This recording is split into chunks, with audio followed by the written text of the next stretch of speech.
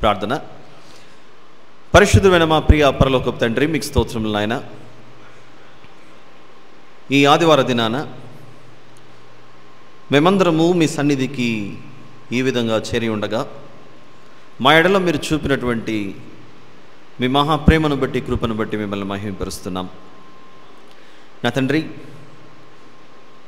ప్రపంచ పరిస్థితులు ఈ విధముగా ఉండగా, ఇంత భయంకరమైన పరిస్థితులు ఉండగా నా ప్రభువా, మమ్మల్ని ఇంకా మీరు సజీవ లెక్కలో ఉంచారు. అందుని బట్టి మీకు స్తోత్రములు చెల్లిస్తున్నాను.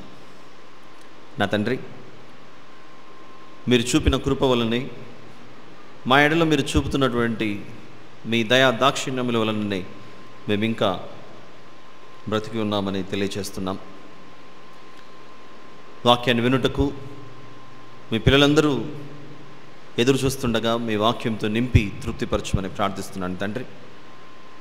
ఈరోజు ఈనాటి సందేశం ద్వారా మా ఆత్మీయ జీవితంలో బలపడుటకు, మేము మీకు మరింత సమీపస్తులుగా మారుట కృప చూపమని మా ప్రభువును ప్రియరక్షకుడైన యేసుక్రీస్తు ప్రభుల వారి పేరిట మీకే కృతజ్ఞతాస్తుతి ప్రార్థన సమర్పిస్తూ ప్రార్థించి వేడుకొంచున్నాను తండ్రి. ఆమెన్. ప్రియులారా, ఈరోజు మనం మాట్లాడుకోబోయేటువంటి ఈ అంశానికి మనమందరము సులభంగా గుర్తుపెట్టుకోవడానికి ఒక మంచి అంశాన్ని మీ ముందుకు తీసుకురావాలనుకుంటున్నాను. ప్రపంచ సమస్యకు పరిష్కారం ఉన్నదా అన్నటువంటి అంశాన్ని ఈరోజు మనము ఆలోచించబోతున్నాం. ప్రపంచ సమస్యకు పరిష్కారం ఉన్నదా, లేదా ప్రపంచ సమస్యకు పరిష్కారం ఎక్కడ అనేటువంటి ఈ అంశాన్ని మనం ఆలోచించబోతున్నాం.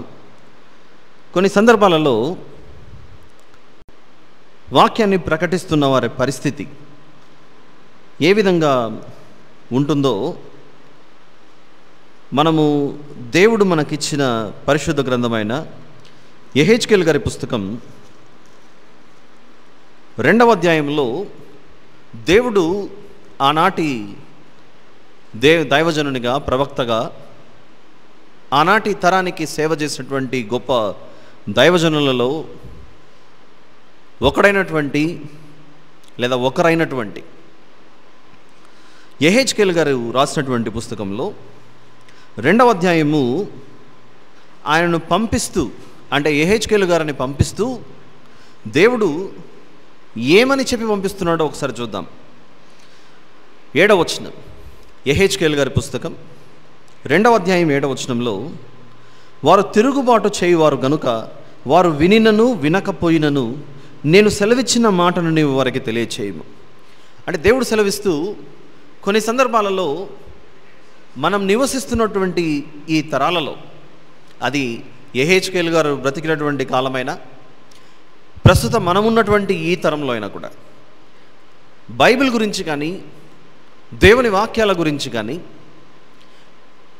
ప్రపంచానికి కొన్ని మాటలను మనము తెలియజేస్తున్నప్పుడు అంగీకరించే మనసున్నవారు ఉంటారు, అంగీకరించక మరి త్రోసిపుచ్చేవాళ్ళు కూడా ఉంటారు. ఇలాంటి 2 వర్గాలు మనకు కనబడతాయి. కనుక దేవుడు మనకిచ్చినటువంటి బాధ్యత, వాక్యాన్ని తెలుసుకున్న తర్వాత, వాక్యాన్ని కలిగి ఉన్నటువంటి మనం దేవుని బిడ్డలుగా భూమి మీదకి వచ్చిన తర్వాత సాతానుతో చేయి కలిపి దేవునితో ఉండకుండా లోకంలో కలిసిపోయినటువంటి వారి పరిస్థితి, దేవుని బిడ్డలుగా వచ్చి వాక్యం చెబుతున్నా కూడా వారిని హింసకు గురి చేసి, శ్రమల పాలు చేసి, అనేక ఇబ్బందులకు గురి చేసి, నువ్వు చెప్పే వాక్యం మాకు అవసరం లేదు, ఈ దేవుడు మాకు అవసరం లేదు, మేమున్నటువంటి ఈ తరంలో మాకు ఇలాంటి మాటలు అవసరం లేదు అని తిరస్కరించేవారు ఎందరో ఉంటారు. అందుకే విశాల మార్గంలో ప్రవేశించేవారు అనేక మంది, ఇరుకు మార్గమున ప్రవేశించేవారు కొందరే. యెహెజ్కేలు గారికి ముందుగానే దేవుడు తెలియజేస్తూ, నేను చెప్పే ప్రతి మాట నీవు వెళ్ళి ఆయా జనాంగాలకు తెలియచేయాలి, ఆ ప్రజలకు తెలియచేయాలి. వారు వినినా వినకపోయినా కూడా నేను నీ మీద పెట్టినటువంటి బాధ్యత అది. ఒకవేళ నేను చెప్పినది నువ్వు చేయకపోతే ఆ దోష శిక్ష నీవు భరించవలసి ఉంటుంది అని దేవుడు యెహెజ్కేలు గారిని హెచ్చరిస్తూ ముందుగానే అన్ని విషయాలు తెలియజేస్తూ పంపిస్తున్నట్లు కనబడుతుంది. ఆ పక్కనే ఉన్నటువంటి అధ్యాయము 3వ అధ్యాయంలో, యెహెజ్కేలు గారి పుస్తకం 3వ అధ్యాయంలో, వారు వినినా వినకపోయినా నువ్వు వెళ్ళి తెలియజేయాల్సిందే అని చెప్పినటువంటి దేవుడు అనేక విషయాల ద్వారా యెహెజ్కేలు గారిని బలపరుస్తూ ఒక ప్రస్తావనను తీసుకొస్తున్నాడు. 18-19 వచనాలలో, యెహెజ్కేలు గారి పుస్తకం 3వ అధ్యాయము 18-19 వచనాలలో, అవశ్యముగా నీవు మరణమవుదువని నేను దుర్మార్గుని గురించి ఆజ్ఞయ్యగా నీవు అతనిని హెచ్చరిక చేయకయు అతడు జీవించున్నట్లు తన దుర్మార్గతను విడిచిపెట్టవలనని వానిని హెచ్చరిక చేయకయు నుండిన ఎడల ఆ దుర్మార్గుడు తాను చేసిన దోషమును బట్టి మరణమవును, కానీ అతని రక్తమునకు నిన్ను ఉత్తరవాదిగా ఎంచుదును. అయితే నీవు దుర్మార్గుని హెచ్చరిక చేయగా అతడు తన దుర్మార్గత నుండి దుష్క్రియల నుండి మరలని ఎడల అతడు తన దోషమును బట్టి మరణమవును, కానీ నీవు ఆత్మను తప్పించుకొందువు. యెహెజ్కేలు గారికి తెలియజేస్తూ, ఒక దుర్మార్గుని గురించి అతను తన ప్రవర్తనను దిద్దుకొని సరిచేసుకొని నా వైపు తిరిగితే మంచిది అన్న సందేశాన్ని నీ నోట పెట్టినప్పుడు ఆ విషయాన్ని నువ్వు వెళ్ళి తెలియచేయాలి.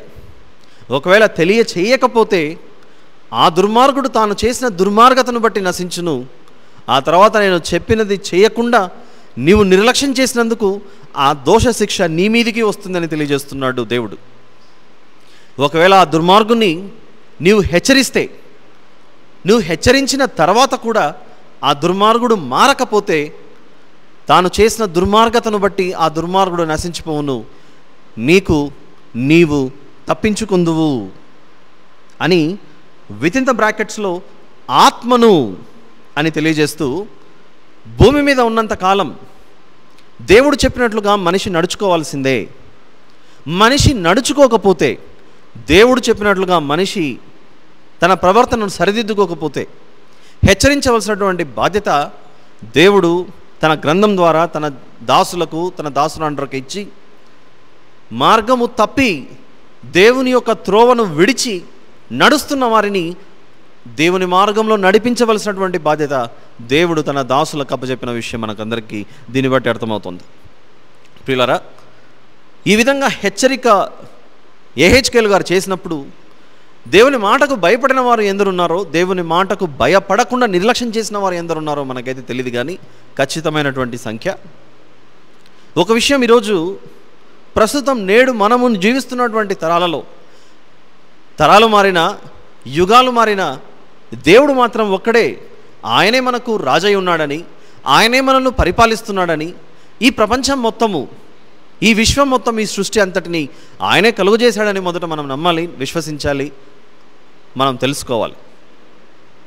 మనుషులుగా ఆయా రాజ్యాలు, మాది అగ్రరాజ్యం అని చెప్పుకునేవారు కొందరు, మాది ఇంకా అగ్రరాజ్యం కాదు, అగ్రరాజ్యాన్ని ఆ అర్హతను సంపాదించుకోవడానికి ప్రయత్నిస్తున్నామని కొందరు, ఇంకా ఆర్థిక పరంగా ఆలోచిస్తే కొన్ని దేశాలేమో అభివృద్ధి చెందిన దేశాలని, అభివృద్ధి చెందుతున్న దేశాలని, మరికొన్ని వెనుకబడిన దేశాలని, ప్రపంచంలో 3 భాగాలుగా ఈ దేశాలని ఎలా విడిపోయాయో, నువ్వు ఏ దేశంలో నివసిస్తున్నా సరే, ఏ ఖండంలో నివసిస్తున్నా సరే, ఏ ప్రాంతవాసివైనా సరే, ఏ భాష మాట్లాడుతున్న వాడివైనా సరే, దేవుడు ఈరోజు తన వాక్యాన్ని ఎవరెవరు వినాలి అని చెబుతున్నాడో ఒకసారి కీర్తన 49 మొదటి వచనాన్ని మనం చూడగలిగితే, 49వ కీర్తన మొదటి 2 వచనాలు మనం చూడగలిగితే, సర్వజనులారా ఆలకించుడి.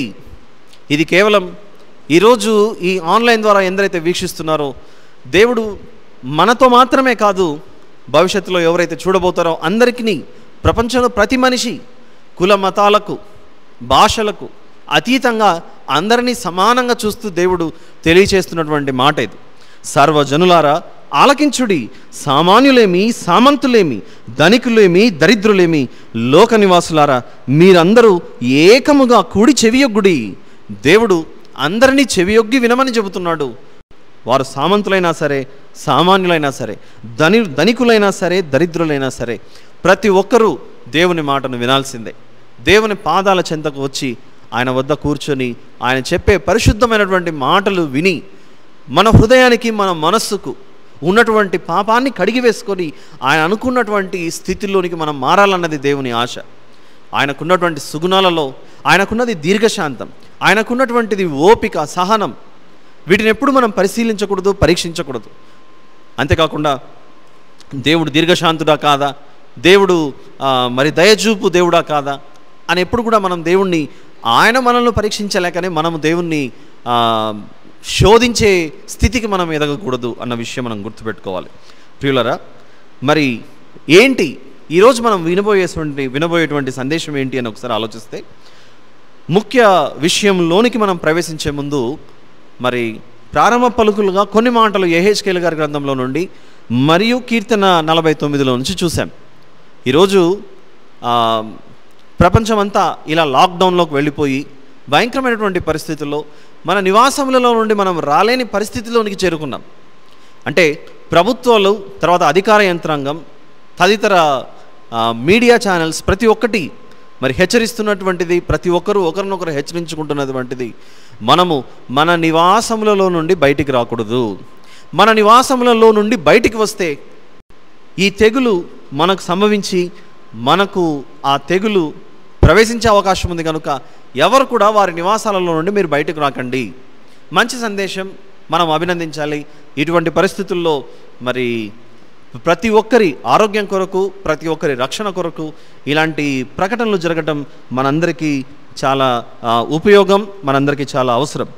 అయితే ఒక్కసారి మీరు నాతో ఏకీభవించి కీర్తన 90వ కీర్తన మరియు 91వ కీర్తన, 90వ కీర్తన మరియు 91వ కీర్తనల్లో వ్రాయబడినటువంటి కొన్ని సందర్భాలను మనం జాగ్రత్తగా చూద్దాం. 90వ కీర్తనలో ప్రభువా తరతరముల నుండి మాకు నివాస స్థలము నీవే. బైబిల్ సెలవిస్తోంది తరతరముల నుండి దేవుడు మనకు నివాస స్థలమట, ఆ నివాసములో మనం ఉండాలి అన్నటువంటి విషయాన్ని తెలియజేస్తున్నాడు. తరతరముల నుండి మాకు నివాస స్థలము నీవే అనంటే ఈ పరిశుద్ధ గ్రంథంలో ఈ 66 పుస్తకాల ద్వారా దేవుడు తెలియజేస్తున్నటువంటి మాటలు మనం పరిశీలనగా చదివి నేర్చుకొని ఆయన మనస్సును అర్థం చేసుకొని ఆయన గీసినటువంటి గీతలో ఆయన మనకు ఏవైతే పరిధులు నిర్ణయించాడో ఆయన మనకిచ్చినటువంటి లిమిట్స్ దాటకుండా ఈ ఫ్రీడమ్ని, దేవుడిచ్చినటువంటి స్వేచ్ఛను మనం ఉపయోగించుకోవాలి. ఈ భూమి అంతా నాదే, ఈ భూమి మీద పండే ప్రతిదీ నాదే, ఈ విశ్వము నాదే అనుకొని నీ ఇష్టమొచ్చినట్లుగా బ్రతకడానికి ఈ భూమి లేదు. ఈ భూమి మీద మనము ఎలాంటి వారం అంటే యాత్రికులుగా, పరదేశులుగా ఉన్నామన్న విషయం మనం గ్రహించాలి. కొద్ది కాలం మాత్రం మనం భూమి మీద ఉండేటువంటిది. ఈ కాలము మనకు నిర్ణయింపబడినటువంటి కాలం అయిపోయిన తర్వాత ఖచ్చితంగా మనం ఈ లోకాన్ని విడవాలి. ఏ దేవుని చేత మనం భూమి మీదకి వచ్చామో తిరిగి మనకు నిర్ణయింపబడిన కాలం అయిపోయిన తర్వాత ఖచ్చితంగా ఈ భూమిని విడవాలి. దేవుడు మనకిచ్చినటువంటి ఈ ఆత్మ మరి తిరిగి దేవుని వద్దకు చేరే విధంగా భూమి మీద మనం దీన్ని సిద్ధపరచుకోవాలి. అది ఎలా సిద్ధపరచుకోవాలి అని అంటే బైబిల్ గ్రంథంలో చెప్పినటువంటి మాటలను మనము ఆలకించి తెలుసుకొని మన మార్గాలను సరిచేసుకోవాలి. అయితే మనం మాట్లాడుకుంటున్న అంశమే ప్రపంచ సమస్యకు పరిష్కారము ఎక్కడ అన్నటువంటి విషయం ఆలోచిస్తున్నాం. కనుక ఆ విషయం మనకు అర్థం అవ్వాలి అని అంటే, ఆ విషయం మనకు అర్థం అవ్వాలంటే కొన్ని విషయాలన్నింటినీ ఒకదానితో ఒక చోటికి మనం తీసుకొని వచ్చి ఆ తర్వాత ఇంతకు మనం మాట్లాడుకుంటున్న అంశం ఏంటి, మనం మాట్లాడుకుంటున్నటువంటి సందర్భం ఏంటో మీకు వివరణాత్మకంగా అర్థమయ్యే అవకాశం ఉంటుంది. కనుక ఓపికతో వినండి. తరతరముల నుండి మాకు నివాస స్థలము నీవే అని చెబుతున్నప్పుడు మనిషి దేవుడు ఏర్పాటు చేసినటువంటి ఆ పరిధిలో నుండి బయటికి రావటం చేత నేను ఉండను దేవునితో నిర్ణయించుకున్నాడు. గూడు విడిచిన పక్షి, చెదరిపోయినటువంటి పక్షి ఎంతకాలం అది బయట తిరిగి ప్రాణాలతో నిలబడుతుందో మనకు తెలియదు. సాయంత్రం అయిన తర్వాత తన గింజలన్నింటినీ, ఆహారాన్నంతా సంపాదించుకున్న తర్వాత ఆ పక్షి ఖచ్చితంగా సాయంత్రం అయితేనే ఆ గూడుకు చేరుకోవాలి. అలా గూటికి చేరని పక్షి పరిస్థితి రాత్రి అయితేనే ఏ జంతువు వేటలోనో అది పడిపోయి మరి వాటికి ఆహారంగా మారిపోతుందో, దేవునిని నివాసముగా చేసుకోక నేను దేవునిలోనే ఉండాలి అని నిర్ణయించుకోనక బ్రతికే ప్రతి మనిషి పరిస్థితి చాలా భయంకరమైన విషయం మనం మొదట గ్రహించాలి. దేవుడు సెలవిస్తూ 91వ కీర్తన 1వ వచనంలో మహోన్నతుని చాటున నివసించువాడే, సర్వశక్తిని నీడను విశ్రమించువాడు. ఆ మహోన్నతుని చాటున నివసించువాడే, సర్వశక్తిని నీడను విశ్రమించువాడు అని చెబుతూ 3వ వచనంలో నాశనకరమైన తెగులు రాకుండా నిన్ను రక్షించును అని మాట్లాడుతున్నాడు ఆయన. అంటే ఈ వరుసగా మనం చదువుకున్న మాటలు ఆలోచిస్తే దేవుడు మనకు ఆశ్రయముగా, మరి దేవుడు మనకు ఆయన కాపుదల సంరక్షణ ఇవ్వడానికి సిద్ధంగా ఉంటే, తరతరముల నుండి మాకు నివాస స్థలమే అని వాక్యం సెలవిస్తుంటే, నేను ఆయనతో ఉండను అని నిర్ణయించుకొని బయటికి వెళ్ళిపోతూ దేవునికి దూరంగా ప్రయాణం చేయటం వలన మనిషి ఏదో సమస్యను తెచ్చిపెట్టుకుంటున్నాడని వాక్యం సెలవిస్తోంది. అంతేకాకుండా మహోన్నతుని చాటున నివసిస్తే నాశనకరమైన తెగులు రాకుండా ఆయన మనల్ని కాపాడతాడట. అంటే దీనికి వ్యతిరేక వాక్యం మనం ఆలోచించగలిగితే, మహోన్నతుని చాటున నివసించకుండా ఉండాలని నిర్ణయం తీసుకున్నటువంటి వారు నాశనకరమైన తెగులును మరి వారి మీదికి వారు ఆహ్వానించుకుంటున్నట్లు కనబడుతుంది. అంతేకాకుండా ఒకవేళ దేవుడు చేసినటువంటి ఈ సృష్టిలో ఆయన మాటలను విని గైకొని మనస్సు మార్చుకొని ఆయన వైపు తిరిగితే ఖచ్చితంగా ఆయన కాపుదల, ఆయన సంరక్షణ మనకు ఎల్లప్పుడూ ఉంటుందని మొదట మనం గ్రహించాలి. అంతేకాకుండా ఈ 10-11 వచనాలలో 91వ కీర్తన 10-11 వచనాలలో కూడా నీకు అపాయమేమీ రాదు, ఏ తెగులును నీ గుడారమును సమీపించదు, నీ మార్గములన్నిటిలో నిన్ను కాపాడుటకు ఆయన నిన్ను తన గూర్చి తన దూతలకు ఆజ్ఞాపించునని మాట్లాడుతున్నాడు. దేవుడు ఏ తెగులును నీ గుడారమును సమీపించదు అని మాట్లాడుతున్నాడు. అంటే ముందు మనిషి నిర్ణయించుకోవాలి, నేను దేవునితో నివసించాలి. ఈ భూమిని కలిగించిండేది ఆయనే, ఈ భూమి మీద సకల ప్రాణులను కలిగించినది ఆయనే, ప్రతి ప్రాణికి జీవం పోస్తున్నది ఆయనే, ప్రతి ప్రాణికి మరి ఆహారాన్ని అందజేస్తున్నటువంటిది ఆయనే. సమస్తాన్ని ఆయన పెంచి పోషిస్తున్నప్పుడు మనం నిర్లక్ష్యం చేసి నేను దేవునిలో ఉండకూడదు అని నిర్ణయించుకుంటే మాత్రం చాలా ప్రమాదాన్ని మనిషి తన మీదికి తెచ్చిపెట్టుకుంటున్నట్లు కనబడుతుంది. ప్రియులారా, ఈరోజు ఒక విషయాన్ని, ఒక వచనాన్ని మనము చూసి తెర మీద నేను మీకు ఒక విషయాన్ని చూపించబోతున్నాను. ప్రస్తుతము ఉన్నటువంటి కరెంట్ అఫైర్స్ల నుంచి నేను ఒక డేటాను సంపాదించి, అంటే కరెంట్ అఫైర్స్ని బేస్ చేసుకొని అందులో ఉన్నటువంటి నంబర్స్, మనకు దొరికినటువంటి ఇన్ఫర్మేషన్ని బేస్ చేసుకొని ఇంతకీ ప్రపంచానికి ఉన్నటువంటి సమస్య ఏంటి, దీనికి పరిష్కారం ఎక్కడుంది. ఈరోజు మనం మాట్లాడుకుంటున్న అంశం ప్రపంచ సమస్యకు పరిష్కారం ఎక్కడ అన్న ఈ టైటిల్లో, ఈ అంశంలో మనకు 2 భాగాలు కనబడుతున్నాయి. ఒకటి ప్రపంచ సమస్య, మరొకటి పరిష్కారం ఎక్కడ. పరిష్కారం వెతకాలనంటే ముందు సమస్య ఏంటో మనకు అర్థం అవ్వాలి. ఆ సమస్య ఏంటో అర్థం అవ్వడానికి నేను మీ ఎదుట నంబర్స్తో, డేటాతో ఈరోజు నేను మీ ముందుకు వచ్చాను. అది మీ కొద్దిసేపట్లో మీ ముందు కనబడబోతుంది. దానికంటే ముందుగా ఆ డేటా మీకు కనపడే ముందు ద్వితీయోపదేశకాండము 28, ద్వితీయోపదేశకాండము 28వ అధ్యాయంలో దేవుడు మాట్లాడుతూ మొదటి వచనంలో, ఈ అధ్యాయము 2 భాగాలుగా ఉంటుంది. మొదటి వచనం నుండి 14వ వచనం వరకు దేవుడు మనిషికి ఇచ్చేటువంటి దీవెన, ఆశీర్వాదములు, దీవెన వచనములన్నీ మొదటి వచనం నుండి 14వ వచనం వరకు ఉంటాయి. తర్వాత 15వ వచనం నుండి చివరి వరకు దేవుని మాటను మనం వినకపోతే, దేవుని మాటను మనిషి ఆలకించకపోతే వచ్చే ప్రమాదం, తెచ్చిపెట్టుకునే సమస్య ఏంటో మరి 15వ వచనం నుండి 68వ వచనం వరకు ఉంటుంది. ఇలా ద్వితీయోపదేశకాండం 28వ అధ్యాయము 2 భాగాలుగా ఉంటుందన్న విషయం మొదట గ్రహించాలి.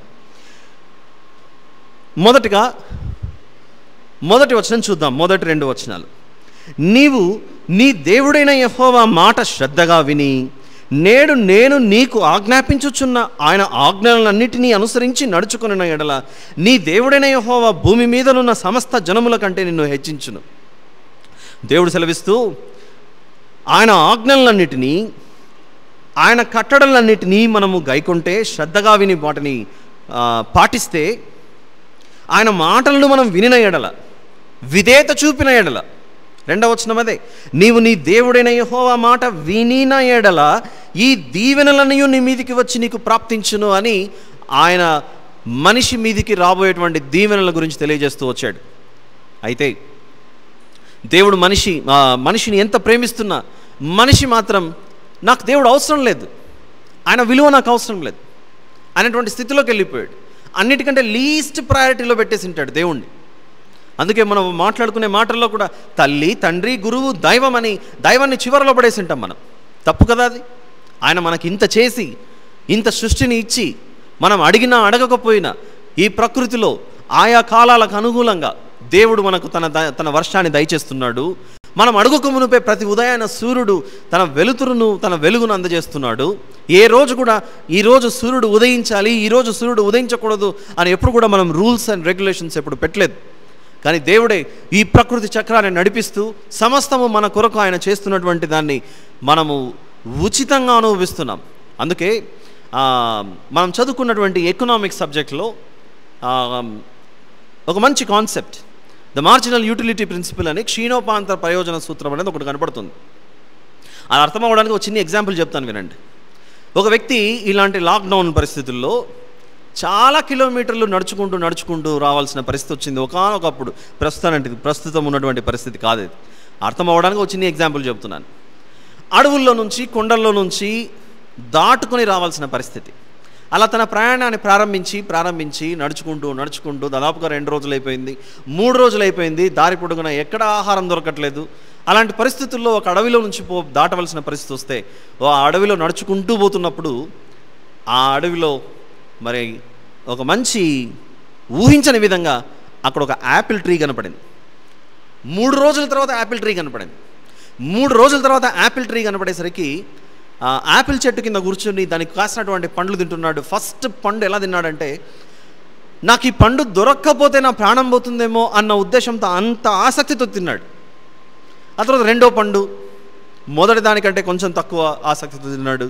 ఇక చెట్టంతా నాదే కదా, ఒక్కడే ఉన్నాడు అడవిలో. అలా 2, 3, 4, 5, 6 తిన్న తర్వాత 3 రోజుల నుంచి ఆహారం లేదు కాబట్టి ఇక 10వ యాపిల్కి వచ్చేసరికి ఈ యాపిల్ బాగుంది, ఈ యాపిల్ బాగలేదని కంపారిజన్ స్టార్ట్ చేసుకుంటున్నాడు. అంతకు మునుపు ఏదో ఒకటి దొరికితే బాగుంటుందని ఆలోచించినటువంటి వ్యక్తి ఆ తర్వాత నాకేది బాగుంది ఏది బాగలేదని నిర్ణయించుకోవడం స్టార్ట్ చేశాడు. ఆ తర్వాత కొద్దిసేపటికి ఏం చేశాడంటే, బోర్ కొడుతోంది, ఏం చేద్దామని ఆలోచించి ఆ యాపిల్ చెట్టుకి సుమారుగా 1000కి పైగా కాయలు ఉండేసరికి, యాపిల్ పండ్లు ఉండేసరికి కొన్ని తీసుకొని క్రికెట్ ఆడుకుంటున్నాడు. ఒక్కడే ఆ బౌలింగ్ వేసినట్లుగా యాపిల్ తీసుకొని ఇసిరి కొడుతున్నాడు. అంటే ఆ 3 రోజుల వరకు ఆహారం లేకుండా బ్రతికినటువంటి పరిస్థితి ఈ వ్యక్తి యొక్క పరిస్థితుల్లో ఫస్ట్ యాపిల్ దొరికినప్పుడు ఎంత హ్యాపీగా ఫీల్ అయ్యాడో కడుపు నిండిన తర్వాత అర్థమైంది, ఇక నాకు ఇవి అవసరం లేదని ఇసురు కొట్టడం ప్రారంభించాడు. ఇది మీకు అర్థమైతే అక్కడేమో యాపిల్ పండును చూపించాడు, ఇక్కడ మాత్రం వాక్యం ద్వారా సెలవిస్తూ దేవుడు ఆయన లభించని రోజుల్లో ఆయన మనకు దీవెనలు ఇవ్వని స్థితిలో ఉన్నప్పుడు, ఆయన ఎప్పుడు దీవెనలు ఇచ్చే స్థితిలోనే ఉంటాడు. మనమే వాటిని పొందుకోకుండా నిర్లక్ష్యం చేస్తూ ఉంటాం మన ప్రవర్తన చేత. అయితే ప్రియులారా, మనకు అవసరం వచ్చినప్పుడు దేవుని దగ్గరికి వచ్చి మన అవసరాలన్నీ అయిపోయిన తర్వాత దేవుని తీసి పక్కన పెట్టి నువ్వు నాకు అవసరం లేదనేటువంటి పరిస్థితుల్లోకి వెళ్ళిపోతే అక్కడ ఆ వ్యక్తి ఎలాగైతే నాకు అవసరం లేదు, ఇంకా అయిపోయి కడుపు నిండిపోయింది, నేను సంపూర్ణంగా తృప్తి చెందానని ఇసిరిగొట్టడం ప్రారంభించాడో దేవుడు ఉచితంగా రాత్రి తనే వెన్నెలను ఇస్తున్నాడు, ఆకాశంలో నక్షత్రాలను ఇస్తున్నాడు, ఆయా కాలాలకు అనుగుణంగా ఆహారాన్ని ఈ పంటల ద్వారా దేవుడు మనకు అనుగ్రహిస్తున్నాడు. మనం బ్రతకడానికి ఏదో ఒక విధమైనటువంటి ఒక మార్గాన్ని తెరిచి మనల్ని ఆకాశ పక్షుల కంటే శ్రేష్ఠులు అని పిలిచినటువంటి ఆయన మనకు కనబడకుండా, ఈ శరీర నేత్రాలకు మట్టి నేత్రాలకైనా కనబడకుండా ఉన్నప్పటికీ, ఎన్నో మేళ్ళు ఆయన చేస్తున్నప్పటికీ మనం మాత్రం దేవుని నిర్లక్ష్యం చేస్తూ దేవునికి సమీపంగా ఉండకుండా దూరం అయిపోతున్నాం. ఇలాంటి పరిస్థితుల్లో ఈ 28వ అధ్యాయం 15వ వచనంలో చెబుతూ, నేను నేడు నీకు ఆజ్ఞాపించు ఆయన సమస్తమైన ఆజ్ఞలను కట్టడలను నీవు అనుసరించి నడుచుకొనవలనని నీ దేవుడైన యెహోవా సెలవిచ్చిన మాట వినని ఎడల ఈ శాపములన్నీ నీకు సంభవించును అని చెబుతున్నాడు. ఆయన ఆజ్ఞలు గైకుంటే దీవెన, ఆయన ఆజ్ఞలను పాటించకపోతే శాపం అని మాట్లాడుతున్నాడు. ఒకసారి ఆలోచించాలి. ఇందాక మనం మాట్లాడుకున్న ఈ యాపిల్ ట్రీ ఎగ్జాంపుల్లో మొదట దొరికినప్పుడు చాలా ఆనందంగా తీసుకున్నాడు. ఆ తర్వాత దాని మీద ఆసక్తి తగ్గిపోతూ వచ్చి చివరికి చేతిలో ఉన్న యాపిల్స్ని పారపోవడం, వాటిని విసిరిగొట్టడం ప్రారంభించాడు. అలానే దేవుడు మన జీవితాల్లో అనేక మేలు చేస్తున్నా మనము ఆ మేలు చేస్తున్న ఆ దేవుణ్ణి విడిచిపెట్టి మరి మనిషి చాలా దూరం దేవునికి వెళ్ళిపోవడం చేత చివరికి ఆ మేలు చేసినటువంటి ఆ దేవుణ్ణి మర్చిపోవడం చేత దేవుడే మనిషిని మర్చిపోయే స్థితిలోనికి తన ప్రవర్తన చేత మనిషి తెచ్చిపెట్టుకున్నాడు. అలా చేయకూడదు. ఎప్పుడు మొదట నీకు ఎంత ఆసక్తి అయితే ఉందో, మొదట నీకెంతైతే భయము భక్తి ఉందో, శ్రద్ధ ఉందో, ఆనాడు ఏదైనా తోటలో ఒక పండును తిని దేవునికి దూరం అయిపోయి చివరికి వారి మీదికి వారు మరణం ఎలాగైతే తెచ్చిపెట్టుకున్నారో, ఏదైనా తోటలో నుండి వారు ఎలాగైతే గెంటివేయబడ్డారో, ఒక్క నేరం చేశారు వారు. ఇప్పుడు ఒకసారి ఈ డేటా మీరు తెరల మీద చూడగలిగితే, ఒక్క నేరం చేస్తేనే ఏదైనా తోటలో నుండి గెంటివేయబడ్డారు ఆదాము హవ్వమ్మలు. తినవద్దన్న పండును తిన్నారు. తినవద్దన్న పండును తినటం చేత వారి మీదికి మృత్యువు, మరణాన్ని తెచ్చిపెట్టుకున్నారు. ఆలోచించండి, ఈరోజు మీకు చూపించబోయేటువంటి డేటాలో మనకు ఈ భూమి మీద ఉన్నటువంటి ఖండాలు, కాంటినెంట్స్, ఈ కాంటినెంట్స్లో ఒక ఖండంలో ఎలాగో మనం జీవించలేం, అది ఎప్పుడు చల్లటి ప్రాంతం, అది అంటార్కిటికా. ఇక మిగిలినటువంటి Asia, Africa, Europe, north America, south America and Australia, ఈ అన్ని ఖండాలలో మనిషి నివసిస్తున్నాడు కనుక ఈ అన్ని ఖండాల పరిస్థితి, అంటే భూమి ఎలా ఉంది, వాతావరణం ఎలా ఉంది, అక్కడ చలి ఉందా, ఎండ ఉందా అని చెప్పట్లేదు నేను. ఇప్పుడు మీకు చూపించబోయేటువంటి డేటా ఆయా ప్రాంతాలలో, ఆయా ఖండాలలో నివసిస్తున్నటువంటి మనుషుల పరిస్థితి ఎలా ఉంది, ఆ మనుషులు దేవునితో కలిసి నివసించడానికి ఇష్టపడుతున్నారా, లేకపోతే ఎలాంటి స్థితిలోకి ఈ ప్రపంచం జారిపోయిందో నేను మీకు ఇప్పుడు చూపించబోతున్నాను. కనపడుతోంది అని అనుకుంటున్నాను. మీకు కనపడకపోతే ఎస్. ఈ డేటాను మీకు చూపించే ముందుగా, ప్రపంచంలో ప్రతి సంవత్సరం మనకున్నటువంటి కరెంట్ అఫైర్స్ని బట్టి every year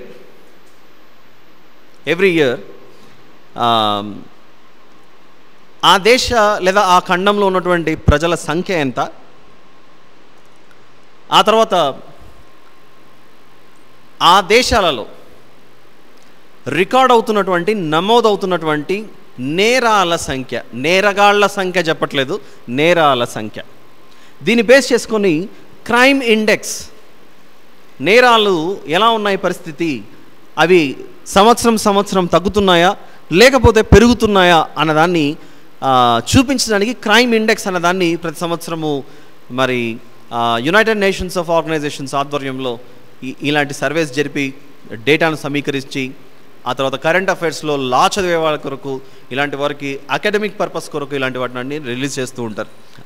not just for academic purpose, even మనకు ప్రపంచంలో మార్పు రావడానికి ఇలాంటి మంచి డేటాస్ అన్నిటినీ రిలీజ్ చేస్తూ ఉంటారు. ఒకసారి ఈ క్రైమ్ ఇండెక్స్ పరిస్థితి ఎలా ఉంది, ప్రపంచంలో పరిస్థితి ఎలా ఉందో లెక్క కట్టడానికి ఉపయోగించేటువంటి ఫార్ములా ఇది.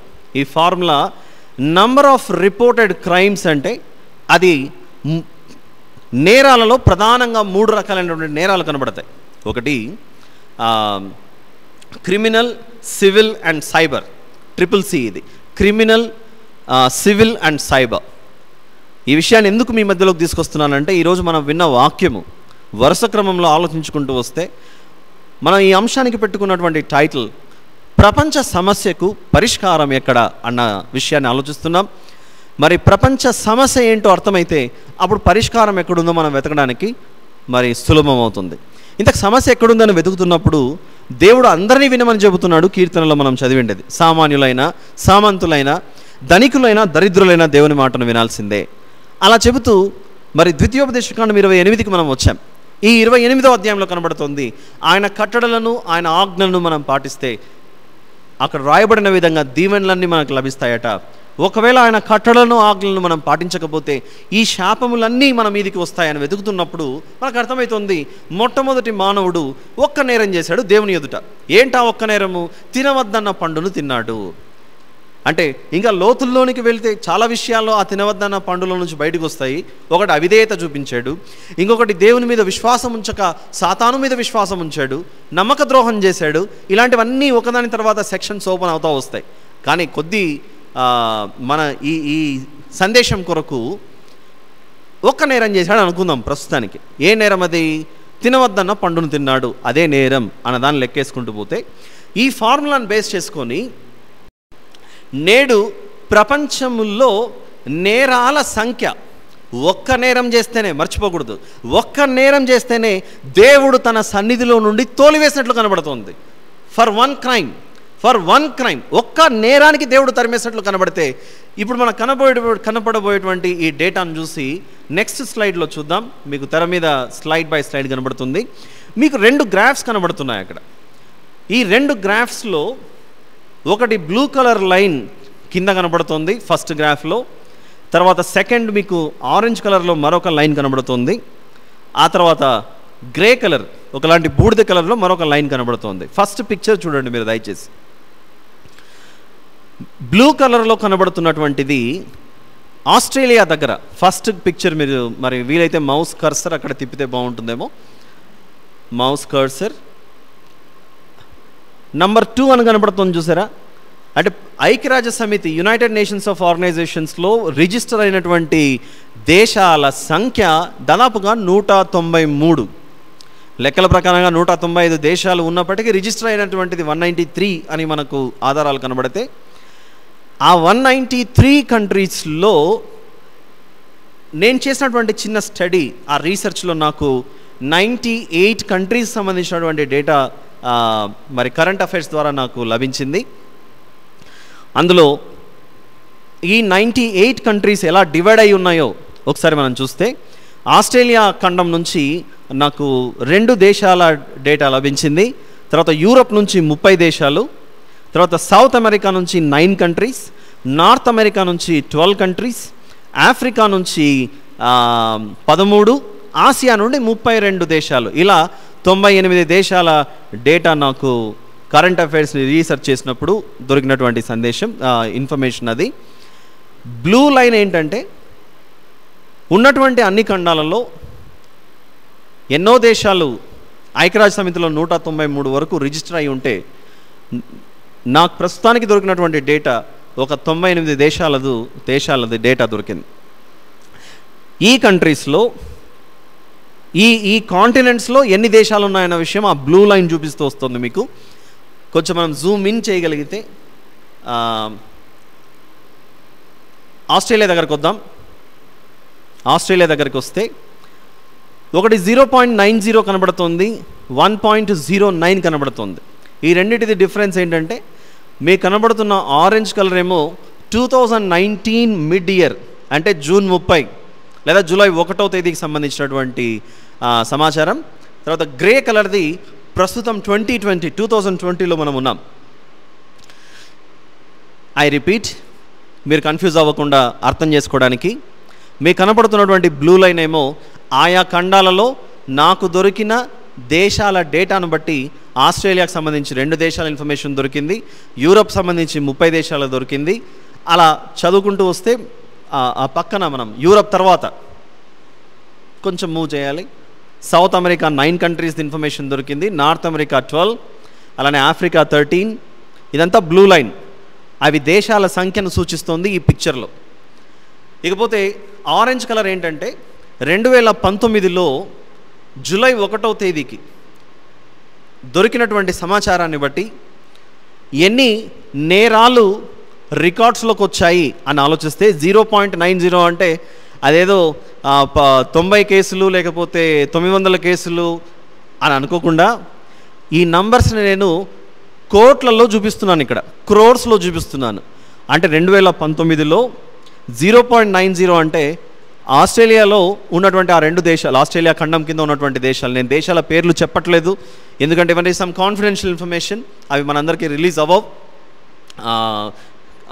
ఆ దేశాలలో ఏ క్రైమ్ కింద ఎన్ని నేరాలు ఉన్నవి అనేదంతా సమ్ కాన్ఫిడెన్షియల్ ఇన్ఫర్మేషన్, అది మనము మాట్లాడుకోకూడదు. బట్ దేశాలు ఉన్నప్పటికీ, కరెంట్ అఫైర్స్లో దేశాల పేర్లు ఉన్నప్పటికీ, ఇప్పుడు లైవ్లో మాట్లాడడానికి అవి అసందర్భం కనుక నేను దేశాల పేర్లు చెప్పట్లేదు, కానీ ఖండం మాత్రమే తీసుకోవడం జరుగుతుంది. ఆ 2 దేశాలు 2019 జూలై 1 నాటికి 90 లక్షల నేరాలు, 90 lakh క్రైమ్స్ రికార్డ్ అయ్యాయి. అధికారుల దృష్టికి వెళ్ళినటువంటి నేరాలు అవి 90 లక్షలు, కేవలం 2019 జూలై 1 నాటికి అది. అలానే ప్రస్తుతం 2020, మనం ఇంకా ఏప్రిల్లో ఉన్నాం. 2020 ఏప్రిల్లో ఉన్నాం ప్రస్తుతానికి, ఇంకా జూలై 1కి రాలేదు. ఈ కంపారిజన్ చేసినప్పుడు ఆస్ట్రేలియాలో 1 కోటి పైన 1.09 1,09,000 వరకు కనబడుతున్నాయి. 1 crore అబౌవ్ కనబడుతుంది ఆస్ట్రేలియాలో 2020కి. క్రైమ్ కౌంట్, ఇది క్రైమ్ కౌంట్. ఇంకొంచెం ముందుకు మనం వెళ్ళి యూరప్ పరిస్థితి ఏంటి అని ఒకసారి ఆలోచించగలిగితే, అక్కడ లభించిన 30 దేశాల డేటాను బట్టి 2019లో 14,55,00,000. ఏంటిది అది? నేరాల సంఖ్య 14,55,00,000. ఇక 2020కి వస్తే 14.48 కనబడుతుంది. అబ్బా తగ్గిందిలే, కొంచెం డెసిమల్స్లో తగ్గింది, పాయింట్ తర్వాత డెసిమల్స్లో నంబర్ తగ్గిందని మనము హ్యాపీగా ఫీల్ అవ్వచ్చు. కానీ ఇక్కడ జరిగిన విషయం ఏంటంటే, మీకు ఈ స్లైడ్లోనే కింద నేను మీకు చూపిస్తున్నాను యూరోప్లో పాపులేషన్ ట్రెండ్స్ కూడా ఎలా ఉన్నాయన్నది. కింద స్లైడ్ చూద్దాం. కింద ఉన్నటువంటి పిక్చర్ జూమ్ అవుట్ చేయండి, ఒకసారి జూమ్ అవుట్ చేయండి, ఇన్ కాకుండా. ఒకసారి యూరోప్కి వద్దాం. యూరోప్లో ఉన్నటువంటి పాపులేషన్ పరిస్థితి ఎలా ఉందంటే, నాకు స్క్రీన్ మీద యూరోప్ నీట్గా కనపడట్లేదు. ఎస్, ఈ 30 దేశాలలో 2019 లెక్కల ప్రకారంగా 39.85 అంటే 39,85,00,000 మంది జనాభా ఉంటే అక్కడ పాపులేషన్ తగ్గింది, డెసిమల్స్లో తగ్గింది. మీరు దయచేసి గమనించాలి, పాపులేషన్ తగ్గింది, దానికి ప్రొపోర్షనేట్గా పైన క్రైమ్ కౌంట్ కూడా తగ్గినట్లు కనబడుతుంది. కాబట్టి క్రైమ్ కౌంట్ ఇక్కడ తగ్గింది అని హ్యాపీగా ఫీల్ అవ్వకుండా 2019 తీసుకున్న లెక్కలను బట్టి అది జూలై 1కి సంబంధించిన డేటా. మనకు ప్రస్తుతానికి ఏప్రిల్లో ఉన్నాం, ఇంకా 2 నెలలు 3 నెలలు ఉంది జూలై వరకు వెళ్ళడానికి. అంతలోపు సంఖ్య పెరిగినా పెరగచ్చు, మనకు తెలియదు అది. ఇకపోతే సౌత్ అమెరికాకి వెళ్దాం. సౌత్ అమెరికాలో మీరు ఏ దృష్టితో వినాలి? ప్రపంచ సమస్య ఎక్కడా, ప్రపంచ సమస్య ఏంటి, దానికి పరిష్కారం ఎక్కడా అన్న దాన్ని మనం ఆలోచిస్తున్నాం. అలా ఆలోచిస్తున్నప్పుడు పండు తినద్దు అన్నాడు దేవుడు, మనిషి తిన్నాడు. ఒక్క నేరం చేస్తేనే దేవుని సన్నిధుల నుంచి గెంటేశాడు. ఇప్పుడు ఈ నేరాల సంఖ్య చూడండి ఎలా కనబడుతుందో. 1 కాదు, 2 కాదు, 10 కాదు, 100 కాదు, 1000 కాదు, లక్షలు కాదు, కోట్లలో కనబడుతుంది నేరాల సంఖ్య ఇక్కడ. ఇలాంటప్పుడు దేవుని మనస్సు ఎంత గాయమై ఉంటుందో మనం ఆలోచించాలి ఒకసారి. ఇక సౌత్ అమెరికాలో నాకు దొరికినటువంటి డేటా 9 దేశాల పరిస్థితి. అందులో 2019లో నేరాల సంఖ్య, నేరగాళ్ల సంఖ్య కాదు, ఐఎమ్ రిపీటింగ్, క్రైమ్ చేసిన వారి సంఖ్య కాదు. ఇది ఎన్ని రకాల క్రైమ్స్, ఇవి సివిల్ కావచ్చు, క్రిమినల్ కావచ్చు, సైబర్ రిలేటెడ్ క్రైమ్స్ కావచ్చు, అది అన్ని రకాల మర్డర్, తర్వాత దోపిడీలు, రాబరీస్, తర్వాత statutory frauds, government related frauds, ఇలా అన్ని రకాలు. ఎన్ని రకాలనంటే ఈ క్రైమ్స్ దొంగతనాల నుంచి, హత్యల నుండి, మరి జోబి దొంగతనాల నుంచి, చిన్న పెద్ద అన్ని అధికారుల దృష్టికి వెళ్ళినటువంటి నేరాల సంఖ్య చూస్తే 27,20,00,000 కనబడుతుంది సౌత్ అమెరికాలో, ఆ 9 దేశాల నుండి 2019కి. ఇకపోతే 27.41 కనబడుతుంది, అది 2020కి సంబంధించినటువంటి డేటా. అది 27.41 అంటే 27 నేరాలు అని మాత్రం అనుకోకుండా అది 27,41,00,000. ఇప్పుడు నార్త్ అమెరికాకు వద్దాం. నార్త్ అమెరికాలో నాకు దొరికినటువంటి డేటాలో 12 దేశాలది. ఆ 12 దేశాల పరిస్థితి 2019లో 27.33 ఉంటే 27.55కి చేరుకుంది. 27,55,00,000 నేరాలు రికార్డ్ అయ్యాయి, అధికారుల దృష్టికి వచ్చినటువంటి నేరాలు ఇవి. నెక్స్ట్ అలా మూవ్ అయ్యి నార్త్ అమెరికా నుంచి ఆఫ్రికాకి వెళ్తే, ఆఫ్రికాలో చాలా దేశాలు ఉన్నా మరి నాకు దొరికినటువంటి దాంట్లో 13 దేశాలది దొరికింది ఇన్ఫర్మేషన్. ఇది 39.36 అంటే 39,36,00,000.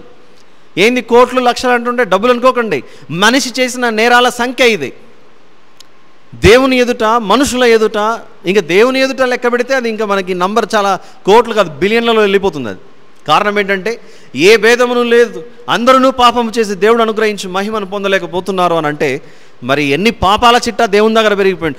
మనిషి మెయింటైన్ చేస్తున్నటువంటి రికార్డ్స్లోనే ఈ నేరాలు ఇన్ని కోట్లు దాటితే ఇంకా దేవుడు మెయింటైన్ చేసే రికార్డ్స్లో అవన్నీ కోట్లు ఉంటాయి ఆలోచించండి ఒకసారి.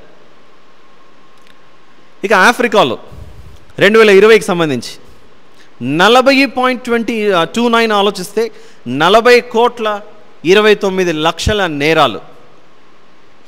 ఇంకా ఆసియా మనఖండమే కొంచెం రికార్డు కొంచెము అందుబాటులోకి దొరికింది. పరిస్థితి చూడండి ఎలా ఉందో.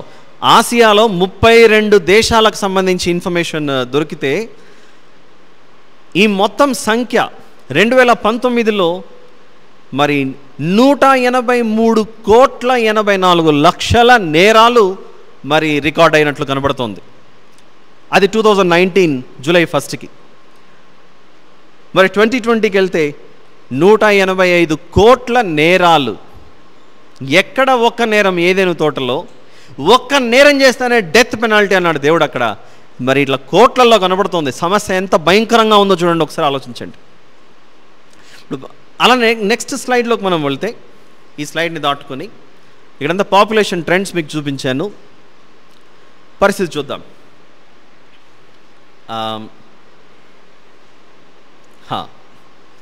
ఈ 98 కంట్రీస్ మీకు చిన్న బార్ కనపడుతుంది.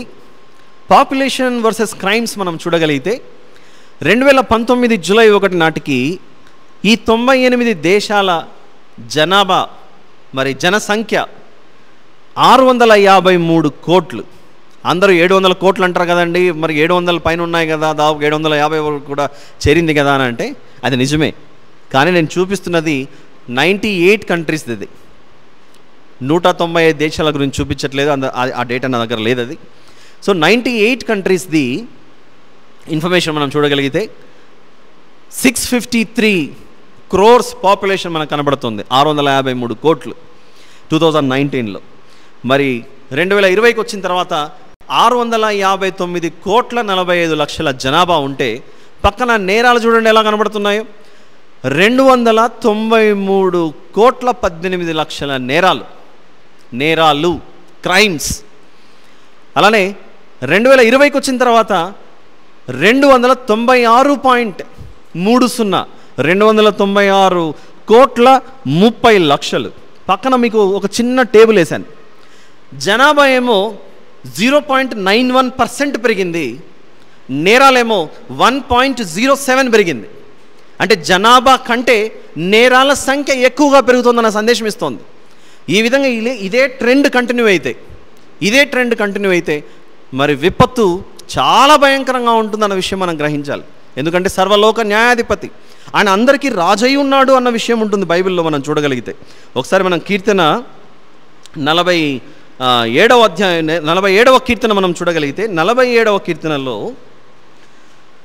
2వ వచనం, 47వ కీర్తన 2వ వచనంలో యెహోవా మహోన్నతుడు భయంకరుడు, ఆయన సర్వభూమికి మహారాజై ఉన్నాడు. ఆయన శక్తి సామర్థ్యాలు మనం కొలవలేం. ఆయన తీర్పులు చాలా పరిశుద్ధమైనవి.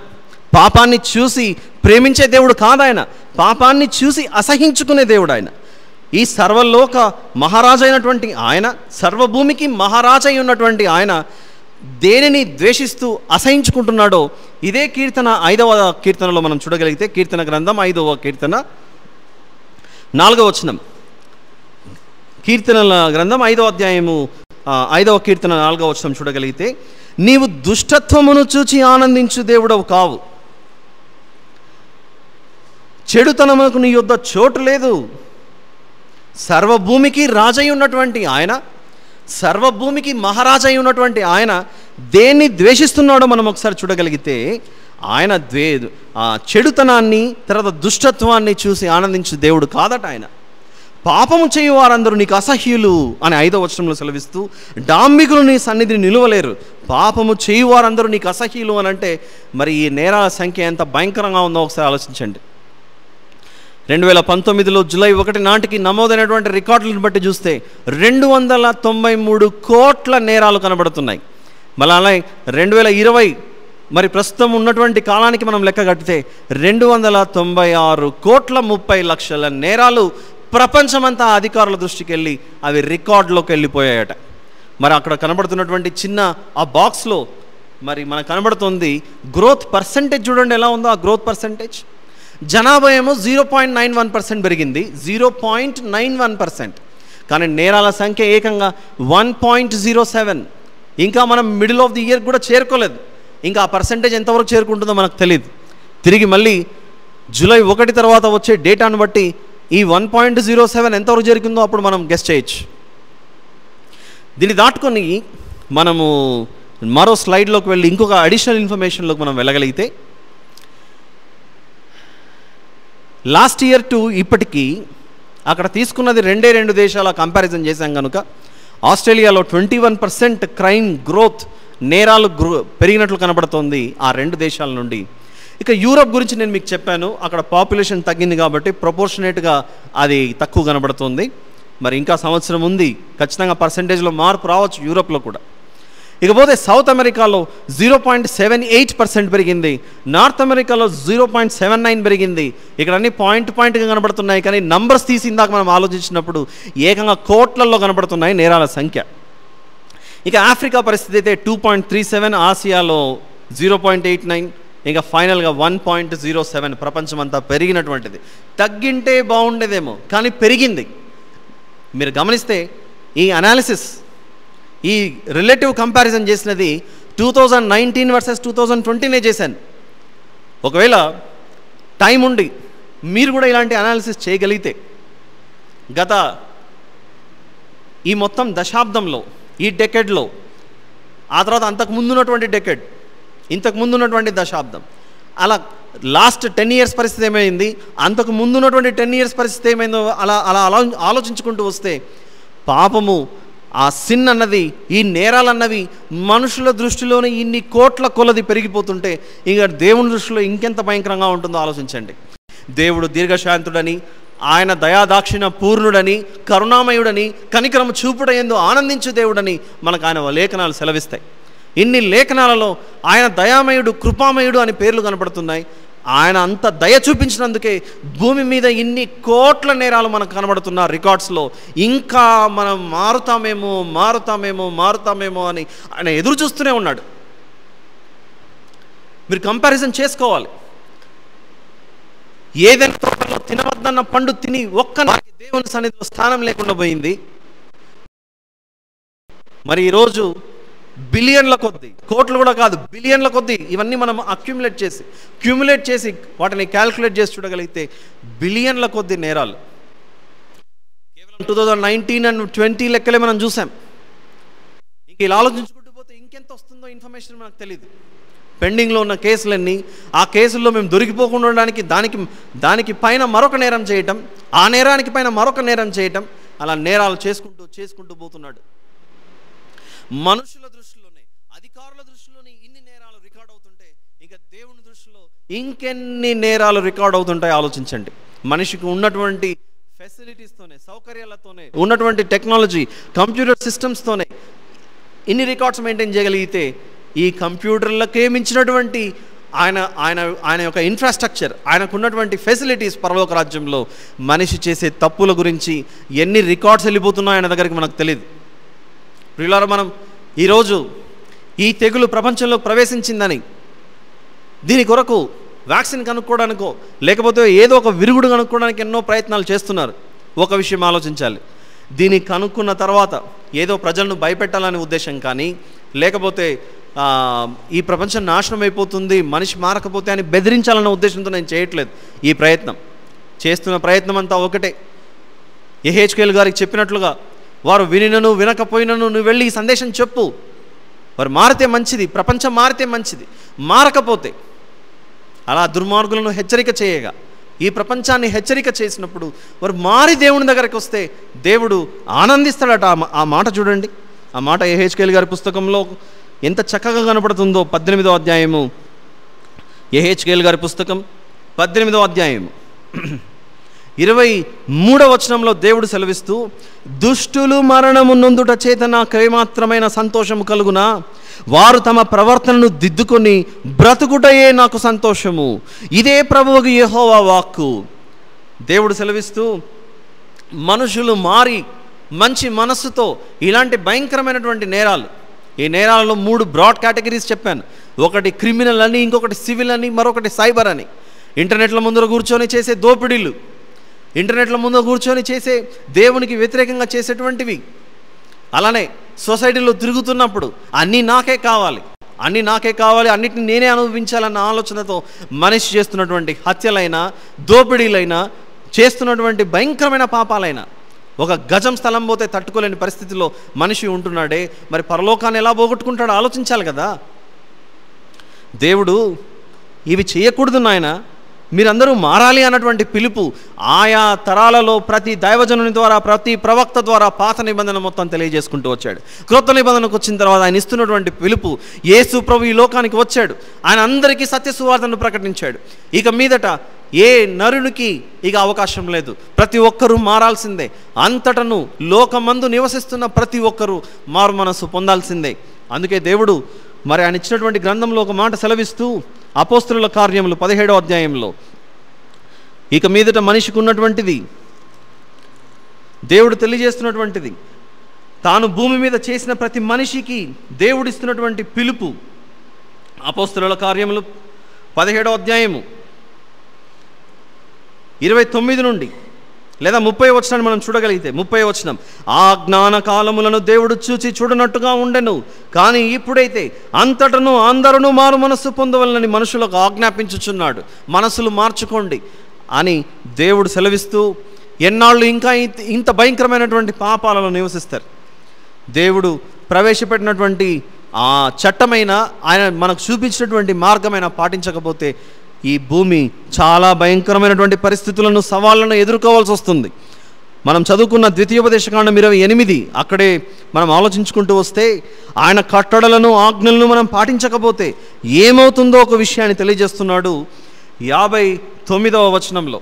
ద్వితీయోపదేశకాండము 28వ అధ్యాయము 59 నుండి, నా మాట వింటే మీకు శ్రేయస్కరం, ఆయన కట్టడలను పాటించకపోతే, ఆయన పరిశుద్ధతను గౌరవించకపోతే ఒక ప్రమాదాన్ని ఎదుర్కోబోతున్నామని ఎన్నో వేల సంవత్సరాల క్రితమే ఈ భూమికి దేవుడు ఈ మాన్యువల్ పంపించాడు.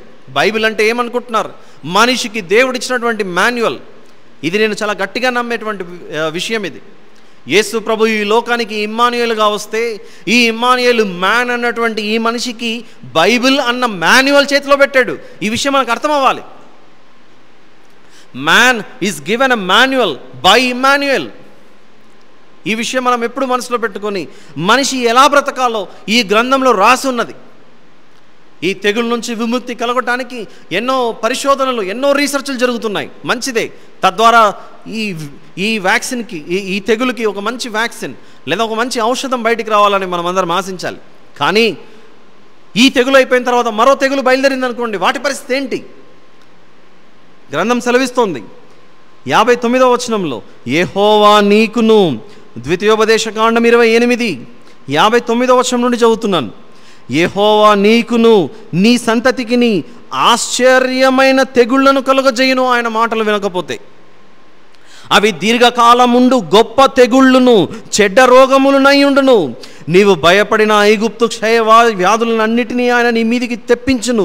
అవి నిన్ను వెంటాడును, మరియు నీవు నశించు వరకు ఈ ధర్మశాస్త్ర గ్రంథంలో వ్రాయబడని ప్రతి రోగమును, ప్రతి తెగులును ఆయన నీకు కలుగజేయును అని చెబుతూ, ఆశ్చర్యమైన తెగుళ్ళట 59వ వచనంలో చెబుతూ, ఆశ్చర్యమైన తెగుళ్ళు. ఈ గ్రంథంలో ఏవైతే రాయబడలేదో అలాంటి తెగుళ్ళు వస్తాయట. తెగులు అని సింగులర్ ఏకవచనం ఉపయోగించలేదు దేవుడు, బహువచనం ఉపయోగించాడు. ఇక్కడ ఈ బహువచనం ఉపయోగించాడనంటే ఒక తెగులు తర్వాత మరొకటి, ఒక తెగులు తర్వాత మరొకటి. ఒక సంవత్సరంలో ఈబోలా అని మాట్లాడుకున్నాం, మరో సంవత్సరంలో సార్స్ అని మాట్లాడుకున్నాం, ఒక సంవత్సరంలో బర్డ్ ఫ్లూ అని మాట్లాడుకున్నాం, మరో సంవత్సరంలో స్వైన్ ఫ్లూ అని మాట్లాడుకున్నాం, ఈరోజు కరోనా అని మాట్లాడుకుంటున్నాం. ప్రియులారా, ఏమవుతుందో తెలీదు పరిస్థితి. కానీ దేవుడు తెలియజేస్తూ, ఈ ప్రపంచానికి, ఈ ప్రపంచ సమస్యకు ఏంటా సమస్య అనంటే, ఈరోజు ఈ నేరాలే పెద్ద సమస్యగా మారిపోయాయి. మనుషుల రికార్డ్స్లో కనపడుతున్నటువంటి నేరాలు బిలియన్ల కొద్ది కనపడుతున్నాయి. ఈ నేరాలు మనుషుల దృష్టిలోనే ఈ బిలియన్ల కొద్ది నేరాలు ఉంటే, ఆ పరిశుద్ధుని దృష్టి ఎదుట ఇంకెన్ని బిలియన్ల నేరాలు రికార్డ్ అవుతూ ఉండొచ్చు ఆలోచించండి ఒకసారి. ఆయన దీర్ఘశాంతము చేత, ఆయన కనికరము చేత ఆయన కరుణా కటాక్షముల చేత ఆయన కనికరము చూపుట యందు ఆనందించే దేవుడు కనుక ఇంకను ఈ మరి శేషించినటువంటి జనాంగం బ్రతికుందని మనం గ్రహించాలి. దయచేసి ప్రియులారా, ఇవన్నీ మీకు చెబుతున్నవి, ఇవన్నీ మనం ఈరోజు ఆలోచిస్తున్నది భయపెట్టడానికో లేదా ఈ ప్రపంచం ఏమైపోతుందో అని భయపెట్టాలనే ఉద్దేశంతో కాదు. కానీ మనుషులు మనసును మార్చుకొని వెంటనే ఆ ప్రభువు దగ్గరికి వచ్చి చేరితే, వెంటనే ఆనాడు నినేవే పట్టణస్థులు భయంకరమైనటువంటి పాపంలో ఉన్నప్పుడు ఒక దైవజనుడు యోనా గారు వెళ్ళి ప్రకటించిన వెంటనే అందరూ బూడిదలో కూర్చొని మారు మనసు పొంది, దేవా నీవే మాకు దిక్కు, మా మీదికి రావాలి, మా మీదికి మీరు పంపించబోయేటువంటి విపత్తు నుండి మమ్మల్ని కాపాడవా అని ఆయన పాదముల చెంత చేరినప్పుడు మరి ఆ పట్టణాన్ని, ఆ పట్టణ ప్రజలను దేవుడు కాపాడినట్లు మనం చూడగలం. మరి ఆనాడు నినేవే పట్టణస్థులకు ఉన్నటువంటి మనసు మనకుందా అనేది ఈరోజు దేవుడు మనతో మాట్లాడుతున్నాడు. ఆయన ఆజ్ఞాపించిన ఆజ్ఞలు మనం చూడగలిగితే నిర్గమకాండం 20వ అధ్యాయంలో, నిర్గమకాండం 20వ అధ్యాయము ఆ 10 ఆజ్ఞలలో భాగమైనటువంటి మాటలని మనం చూడగలిగితే 12వ వచనం నుండి, నీ దేవుడైన యెహోవా నీకు అనుగ్రహించు దేశంలో నీవు దీర్ఘాయుష్మంతులు వగునట్లు నీ తండ్రిని నీ తల్లిని సన్మానించుము. ఉందా? ఇటువంటి గౌరవం, మర్యాద, సన్మానం మనం చేస్తున్నామా? లేదుగా. ఈ విషయంలో కూడా ఇప్పుడు మనం చూసుకున్నటువంటి ఇన్ని కోట్ల నేరాలలో ఈ ఆజ్ఞను అతిక్రమించినందుకు కూడా ఆ నేరాలలో ఒక నేరం ఉంటుంది, అది ఒక కేటగిరీ ఉంటుంది. ఇక నరహత్య చేయకూడదు, మనిషి చంపాలని చేస్తున్నటువంటి నేరాలవి. వ్యభిచరింపకూడదు, వ్యభిచారమే చేయకూడదు అని అంటే, ఈ లాక్డౌన్ తర్వాత మన దేశంలో ఒక న్యూస్ ఆర్టికల్ నేను చదువుతున్నాను. ఈ న్యూస్ ఆర్టికల్లో కనబడుతుంది, ముంబైలో ఉన్నటువంటి వ్యభిచార గృహాలు ఈ లాక్డౌన్ చేత విటులు లేక మరి విలవిలలాడిపోతుందట. అంత భయంకరమా ఆ బ్రతుకు? అవసరమా? వ్యభిచరింపకూడదని బైబిల్ సెలవిస్తుంటే మన దేశమే కాదు, ప్రపంచంలో అనేక దేశాలలో చేసుకున్నటువంటి చట్టాలు, స్త్రీలు కలిసి వివాహం చేసుకొని జీవించవచ్చు, పురుషులు వివాహం చేసుకొని జీవించవచ్చు. ఇలాంటివన్నీ బైబిల్కి వ్యతిరేకంగా చేసుకున్నటువంటి చట్టాలు ఇవి. దేవుడు వేటినైతే ద్వేషిస్తున్నాడో, వేటినైతే దేవుడు అసహించుకుంటున్నాడో వాటిని మనిషి ప్రేమించి తన మీదికి ఒక విపత్తును తెచ్చిపెట్టుకుంటున్నాడు. దేవుడేమో పరిశుద్ధతను కోరుకుంటే భ్రష్టత్వాన్ని కోరుకుంటున్నటువంటిది మానవ జాతి. ప్రియులారా, మనం ప్రమాదంలో పడకూడదు అని అంటే, ఇదిగో యెహెజ్కేలు గారి గ్రంథంలో, వారు వినినను వినకపోయినను నీవు నా సాధనంగా ఉండి చెప్పాల్సిందే. ఈరోజు ఈ మాటలన్నీ తెలియజేస్తున్నప్పుడు కొందరికి ఎంతగానో ఇవి ఎన్నో విలువైనటువంటి మాటలుగా అనిపిస్తూ ఉండొచ్చు. మరికొందరికి మాత్రం కనబడితే ఇతనికి శిక్ష వేయాలి అన్న ఆలోచనలు కూడా ఒక వర్గం ఉండొచ్చు. యేసు ప్రభు భూమి మీదకి వచ్చినప్పుడే ఆయన అనేక మాటలు, శ్రేష్టమైనటువంటి మాటలు, రక్షణలోకి నడిపించే మాటలు ప్రకటిస్తుండగా ఆయనను వెంబడించినటువంటి సుంకరులు, పాపులు కొందరైతే, మరి శాస్త్రం ఎరిగినటువంటి పరిసయ్యులు, శాస్త్రులు, ప్రధాన యాజకులు, ప్రజల పెద్దలు మాత్రం ఆయన చెబుతున్న మాటలు వారికి అర్థం కాక ఆయనను సిలువ వేయడానికి ఎలాగైతే సిద్ధపరచుకున్నారో అలాంటి ప్రజలు మరి ఆనాడు ఉన్నారు, నేడు ఉన్నారన్న విషయం మనం గ్రహించాలి. అంతేకాకుండా 14-15 వచనాలు మనం చూసుకుంటూ పోతే ఇదే నిర్గమకాండంలో, దొంగిలకూడదు, నీ పొరుగువాని మీద అబద్ధ సాక్ష్యం పలుకకూడదు, నీ పొరుగువాని ఇల్లు ఆశింపకూడదు, నీ పొరుగువాని భార్యనైనను, అతని దాసునైనను, అతని దాసినైనను, అతని ఎద్దునైనను, అతని గాడిదైనను, నీ పొరుగువాని దగ్గర దేన్నైనా ఆశింపకూడదు అని అంటే, ఈరోజు అతిగా ఆశించే, ఇది నాకు కావాలి, వేరే వారి వద్ద నుండి నేను సంపాదించుకోవాలి, వాళ్ళు ఏమైపోయినా పర్లేదని దోచుకోవడం వల్లనే ఒకనాడు పొరుగువాని భార్యను ఆశించినందుకు దావీదు గారి జీవితం ఎంత భయంకరంగా మారిందో మనకు తెలుసు. ప్రవక్త అయిన నాతాను గారు వచ్చి వెంటనే సరిచేయటం చేత దేవుని ఎదుట దీన మనస్సు కలిగి, మరి విరిగి నలిగిన మనస్సుతో మోకరించి, దేవా నా పాపాన్ని, నా మలినాన్ని కడిగివేయాలని దీన మనస్సుతో బ్రతిమలాడి మొరపెట్టినందుకు దావీదు గారిని దేవుడు తిరిగి మరి రక్షించినట్లు కనబడుతుంది.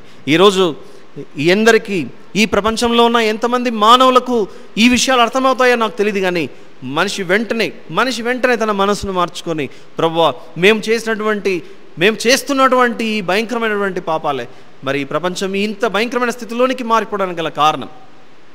ఈ గ్రంథంలో రాయబడని తెగుళ్ల చేత భూమి మీదకి ఆ శాపాన్ని పంపిస్తానని మీరు గ్రంథంలో సెలవిచ్చారు. మేము చదవలేదు. మేము ఎన్ని పుస్తకాలు చదివినా, ఎక్కడెక్కడ ఏవేవి చదివినా కూడా ఇలాంటి విషయాలు మాకు దొరకలేదు. అన్ని పుస్తకాలు చదివారు, కానీ దీనికి పరిష్కారం ఎక్కడుందో అన్న విషయం బైబిల్ గ్రంథంలో కనబడుతోంది. ఈరోజు ఈ తెగులు వచ్చింది, మొన్న అంతకుముందు మరో తెగులు వచ్చింది, రాబోయే కాలంలో ఎలా ఉంటుందో పరిస్థితి. కాబట్టి వెంటనే సర్వమానవాళికి, సామాన్యులేమి సామంతులేమి, ధనికులేమి దరిద్రులేమి, ప్రతి ఒక్కరూ, మరి భూమి మీద ఉన్న ప్రతి మనిషి వెంటనే తన నడవడికను, ప్రవర్తనను, అది అందరికీ అప్లికబుల్, ఇది మనందరికీ అప్లికబుల్, ఇది చెబుతున్న నాకు అప్లికబుల్. ఇది దేవుని వద్దకు చేరి, ప్రభువా ఏంటి పరిస్థితి, మీకు చూపిస్తున్నటువంటి డేటా ఇంకా పూర్తి అవ్వలేదు. ఇంకొక సందర్భాన్ని మనం చూడగలిగితే ఆ డేటా స్క్రీన్ మీద చూద్దాం. మరొకటి, ప్రపంచంలో కొన్ని దేశాలు ఎలా ఉన్నాయంటే, ఆ దేశంలో మీరు అడుగు పెడితేనే మీకు ప్రమాదం అనే హెచ్చరికలు అధికారులు హెచ్చరిస్తున్నారు. నేరాలు ఎక్కువగా చేస్తున్నటువంటి దేశాలు టాప్ 10 అంటే మనకున్నటువంటి రికార్డ్స్లో 1, 2, 3, 4 అలా ఈ 193 దేశాలు ఐక్యరాజ్య సమితిలో లిస్ట్ అయినటువంటి ఆల్ కంట్రీస్ని లిస్ట్ చేసుకొని ఏ దేశంలో పరిస్థితి ఎలా ఉంది అని లెక్కేసుకుంటూ వస్తే చాలా భయంకరమైనటువంటి పరిస్థితుల్లో నంబర్ 1 ర్యాంకింగ్లోకి వెళ్ళిపోయింది వెనిజులా. అది సౌత్ అమెరికాలో ఉన్నటువంటిది. అలానే పపువా న్యూ గినీ ఆస్ట్రేలియాలో ఉన్నటువంటి ప్రాంతం ఇది.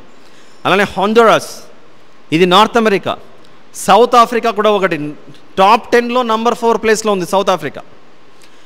ఆ తర్వాత number 5 Trinidad and Tobago, Brazil, El Salvador, Namibia, Jamaica, Afghanistan, ఇవన్నీ నేరాలు ఎక్కువగా చేస్తున్నటువంటి దేశాలలో టాప్ 10లో కనబడుతున్నాయి.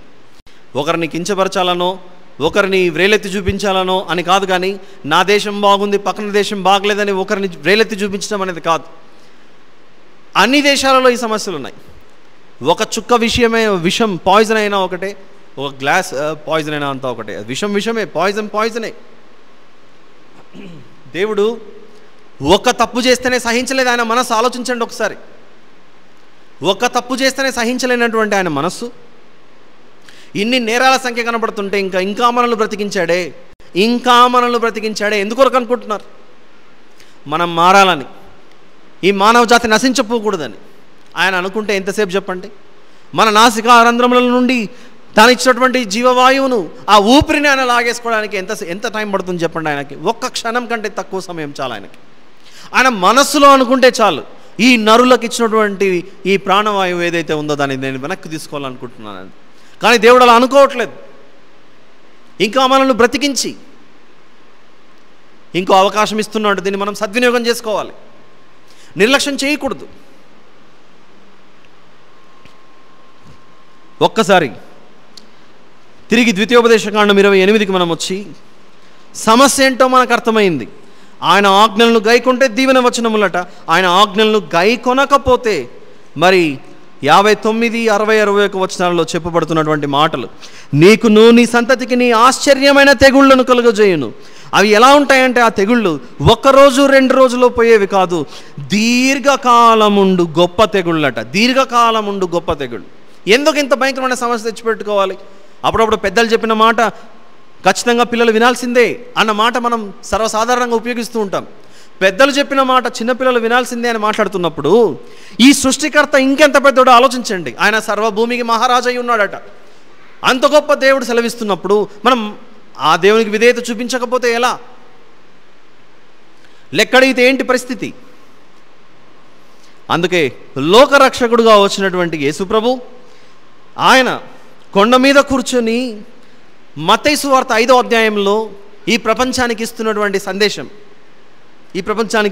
సందేశం ఆత్మ విషయమై 3వ వచనం నుండి, దీనులైన వారు ధన్యులు, పరలోక రాజ్యం వారిది. దుఃఖపడు వారు ధన్యులు, వారు ఓదార్చబడుదురు. సాత్వికులు ధన్యులు, వారు భూలోకంను స్వతంత్రించుకుందురు. నీతి కొరకు ఆకలి దప్పులు గలవారు ధన్యులు, వారు తృప్తిపరచబడుదురు. కనికరము గలవారు ధన్యులు, కనికరము పొందుదురు, వారు కనికరం పొందుదురు అని మాట్లాడుతున్నాడు. కనికరం ఎక్కడిది? ఇన్ని నేరాలు జరిగిపోతున్నాయనంటే మనిషి ఒకరి ఎడల ఒకరు కనికరం చూపడం ఎందుకు? కానీ ఒకరినొకరు దేవుడు చెప్పినట్లుగా ఒకరినొకరు మరి ప్రేమించటం కానీ, ఒకరినొకరు గౌరవించుకోవటం కానీ, ఆదరించుకోవటం కానీ, ఆ గౌరవ మర్యాదలు ఎక్కడైపోయాయి? మనం చూసినటువంటి ఆ వెనిజులా లాంటి దేశాల్లో అట టూరిస్ట్ దేశం ఎలా ఉందో చూద్దామని టూరిస్టులు అక్కడికి వెళ్తే హోటల్ తలుపులు పగలగొట్టి నేరగాళ్ళు లోపలికి వచ్చిన టూరిస్టులను దోచుకొని వెళ్ళేటువంటి దేశం అట అది. ఇవన్నీ మనకు అందుబాటులో ఉన్నాయి. అనేక దేశాలు హెచ్చరిస్తున్నాయి, ఎటువంటి పరిస్థితులు అలాంటి దేశాలకు ప్రయాణం చేయకండి అని. ఎందుకంటే దయనీయమైనటువంటి పరిస్థితి. అలాని మన దేశంలో పరిస్థితులు బాగున్నాయా అని అంటే పేటరేగిపోతున్నటువంటి నేరాలు కుప్పలు కుప్పలుగా పెరిగిపోతున్నటువంటిది ఏమాత్రము మంచిది కాదు. ప్రియులారా, మనుషుల దృష్టిలోనే నేరాలు కనబడుతున్నప్పుడు దేవుని దృష్టిలో ఇంకెన్ని ఉంటాయో? ఏ భేదము లేదు, అందరూ తప్పు చేశారు, అందరూ పాపం చేశారు అన్నప్పుడు ఆ సర్వలోక న్యాయాధిపతి ఆ మహారాజు వద్దకు వచ్చి మేము తప్పు చేశాం, ఇంకొకసారి మాకు ప్రాణభిక్ష పెట్టండి అని అడిగితే తప్ప మనకు భవిష్యత్తు ఎలా ఉంటుందో తెలియదు. ప్రపంచ సమస్యకు పరిష్కారం ఎక్కడ అంటే బైబిల్ సెలవిస్తుంది, నువ్వు నా ఆజ్ఞలు గైకొను ఈ తెగులు నీ మీదికి రావంటుంది. ఇదే పరిష్కారం. నువ్వు నాకు విధేయత చూపించు, నీ మీదికి తెగులు రానివని అంటున్నాడు దేవుడు. నేను పరిశుద్ధులను కనుక మీరును పరిశుద్ధులై ఉండండి. ఈ మాటలు చెబుతున్నాడే ఆయన. మనం చేస్తున్నటువంటి పాపాలే, మనం చేస్తున్నటువంటి నేరాలే ఈ ప్రపంచానికి ఒక పెద్ద సమస్యను తెచ్చిపెడుతుంటే దానికి పరిష్కారం బైబిల్ సెలవిస్తుంది, ఆయనకు నీవు విధేయుడై ఉండు. ఈ సృష్టిని కలిగించి దీనిని నీ చేతిలో పెట్టి దీనిని పరిపాలించమని ఏలమని నీ చేతిలో పెట్టాడు దేవుడు. అలా ఏలమని చెప్పినటువంటి దేవునికి నువ్వు విధేయత చూపించకపోతే ఎలా? అందుకే దేవుడు ఇలాంటి భయంకరమైన రోజులను, ఇలాంటి భయంకరమైన పరిస్థితులను కలిగించి కనీసం ఇప్పుడైనా మనిషి నా విలువను తెలుసుకోవాలి, నా పరిశుద్ధతను తెలుసుకోవాలి, ఈ సర్వలోకము అందులో నివసిస్తున్నటువంటి ప్రజలు నా పిల్లలని, తండ్రి ఎలాంటి వాడో అలాంటి మనసుతో పిల్లలు బ్రతకాలని దేవుడు ఆశిస్తుండగా ఆయన పిల్లలుగా మనం ఇలా దారి తొలగిపోతే ఎలా అని మాట్లాడుతున్నాడు ఆయన. హృదయ శుద్ధి గలవారు ధన్యులు. హృదయంలో శుద్ధి లేదు కనుకనే ఇలాంటి భయంకరమైన నేరాలు కోట్ల కొలది బిలియన్ల కొద్ది నేరాలు కనబడుతున్నాయి మనకు. సమాధానపరచువారు ధన్యులు, వారు దేవుని కుమారులు అనబడుదురు. అంటే సమాధానం ఎక్కడ చూసినా అల్లర్లు, గొడవలు. ప్రతి మనిషి నేను బ్రతకాలి అని ఎలాగైతే కోరిక ఉంటుందో పక్కన వ్యక్తి కూడా బ్రతకాలన్న కోరిక ఉంటుంది కదా. అదే మాట కదా యేసు ప్రభు చెప్పిండేది, నిన్ను వల్ల నీ పొరుగు వారిని ప్రేమించని. అందరికీ దేవుడు కావాలి, కానీ దేవుడు చెప్పిన మాటను మాత్రం గైకొనాలన్న ఆశ లేదు. అందరికీ దేవుడిచ్చే దీవెనలు కావాలి, కానీ దేవుడు చెప్పే కట్టడలను పాటించాలన్న ఆశ లేదు. దేవుడిచ్చే మేళ్ళు కావాలి, కానీ దేవుడు ఏ పరిశుద్ధతనైతే కోరుకుంటున్నాడో దానిని నేను కూడా కలిగి ఉండాలన్న ఆలోచన మనిషికి లేకపోవటం వల్లనే ఈరోజు ఇంత భయంకరమైన విపత్తు సంభవించింది. మానవుడు ఎలా పుట్టాడు, ఈ సృష్టి ఎలా వచ్చింది, ఈ భూమి మీద మానవాళి ఎలా విస్తరించింది అని తెలియజేస్తున్న గ్రంథం ఈరోజు ఒక పరిష్కారాన్ని చూపిస్తోంది. ఏంటి ఆ పరిష్కారం? ఎవరమైనా సరే నినేవే పట్టణస్థుల ద్వారా చూపించినది సామాన్యులు మొదలుకొని సామంతుల వరకు ఆ రాజ్యాన్ని పరిపాలిస్తున్న రాజైన బూడిదలో కూర్చొని గోనెపట్ట కట్టుకొని దీన మనస్సు కలిగి విరిగి నలిగిన మనస్సు దేవుని దగ్గరికి వచ్చినందుకు మరి ఆ పట్టణం కాపాడబడింది. ఈరోజు మనతో కూడా దేవుడు మాట్లాడుతూ ఈరోజు ఈ తెగులు రావటం చేత ఏదో ఒక దానికి ఒక వ్యాక్సిన్ కనుక్కోవాలని ప్రయత్నిస్తున్నారే, మళ్ళా తిరిగి భవిష్యత్తులో ఇంకొక రకమైన తెగులు వస్తాయి. దాని పరిస్థితి ఏంటి? ఇలా వ్యాక్సిన్లు చేసుకుంటూ పోతూనే ఉందామా? వాటిని కనుగొనడానికి నెలల కొద్ది సంవత్సరాల కొద్ది పరిశోధనలు చేసుకుంటూనే పోదామా? ఏది మేలు? తెగులు వచ్చిన తర్వాత దాన్ని కనుక్కోవడానికి ప్రయత్నిద్దామా? సొల్యూషన్ ఆలోచిద్దామా? అవి రాకముందే సొల్యూషన్ ఆలోచించి పెట్టుకోవడం మేల. Prevention is always better than cure అని మాట్లాడుకుంటాం కదా మనము. Prevention is better than cure అని మాట్లాడుకుంటున్నప్పుడు దేవుడు సెలవిస్తున్నది ఒకటే. లేదు బ్రదర్, ద్వితీయోపదేశకాండం అంటే అది ఇశ్రాయేలీయులకు చెప్పాడు, ఇది మిగిలిన దేశాలకు సంబంధించినది కాదు అని ఒకవేళ ఎవరైనా దీని గురించి ఆలోచించేపాటైతే నిర్గమకాండం 19లో ఇది మిగిలిన దేశాలకు వర్తించదా అన్న విషయం మనం ఆలోచిస్తే నిర్గమకాండము 19వ అధ్యాయంలో దేవుడు చెప్పిన మాటలు మరి కేవలం ఇశ్రాయేలులకు మాత్రమేనా, మిగిలిన దేశాలకు కాదా అన్నటువంటి మాట మనం ఆలోచించగలిగితే 19వ అధ్యాయం నిర్గమకాండం 6వ వచనం సమస్త భూమియు నాదే కదా అని మాట్లాడుతున్నాడు. ఒక విషయాన్ని చెప్పే ముందు భూమి, ఈ సమస్త భూమి నాదే, మీరు నాకు యాజక రూపమైన రాజ్యం.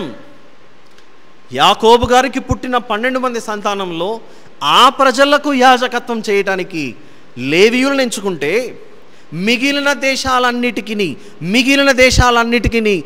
దేవుని ఎదుట యాజకత్వము చేస్తూ ఆయన కట్టడలను, ఆయన విధించినటువంటి ఆజ్ఞలను మిగిలిన దేశాలకు కూడా నేర్పించడానికి ఇశ్రాయేలు దేశాన్ని దేవుడు ఒక యాజక రూపమైన రాజ్యం అని పిలుస్తున్నాడు. అక్కడ ఆ యాజక రూపమైన రాజ్యం చెప్పాలి, ఇదిగో నాయన మనమందరము దేవుని వైపు తిరగాలి, ఈయనే నిజమైన దేవుడు అని ప్రతి దేశానికి చాటి చెప్పవలసినటువంటి బాధ్యత ఆ దేశానికి అప్పచెప్పాడు దేవుడు. ఒకవేళ అలా ఉండకపోతే నేటి సందేశానికి ముగింపు మాటగా లేవియాకాండంలోని ఒక మాట చూసి మనము ముగించుకోబోతున్నాం నేటి సందేశాన్ని. ప్రియులారా, లేవియాకాండము 18వ అధ్యాయము. ఇశ్రాయేలీయులకు కనానన్న దేశాన్ని ఇస్తున్నప్పుడు దేవుడు వారికి తెలియజేస్తున్న అనేకమైనటువంటి మాటలలో ఈ మాటలు మనం చూడగలిగితే ఖచ్చితంగా 18వ అధ్యాయము 1 నుండి 23 వరకు మీరు ఈరోజు ఈ కార్యక్రమాలన్నీ అయిపోయిన తర్వాత చదవండి.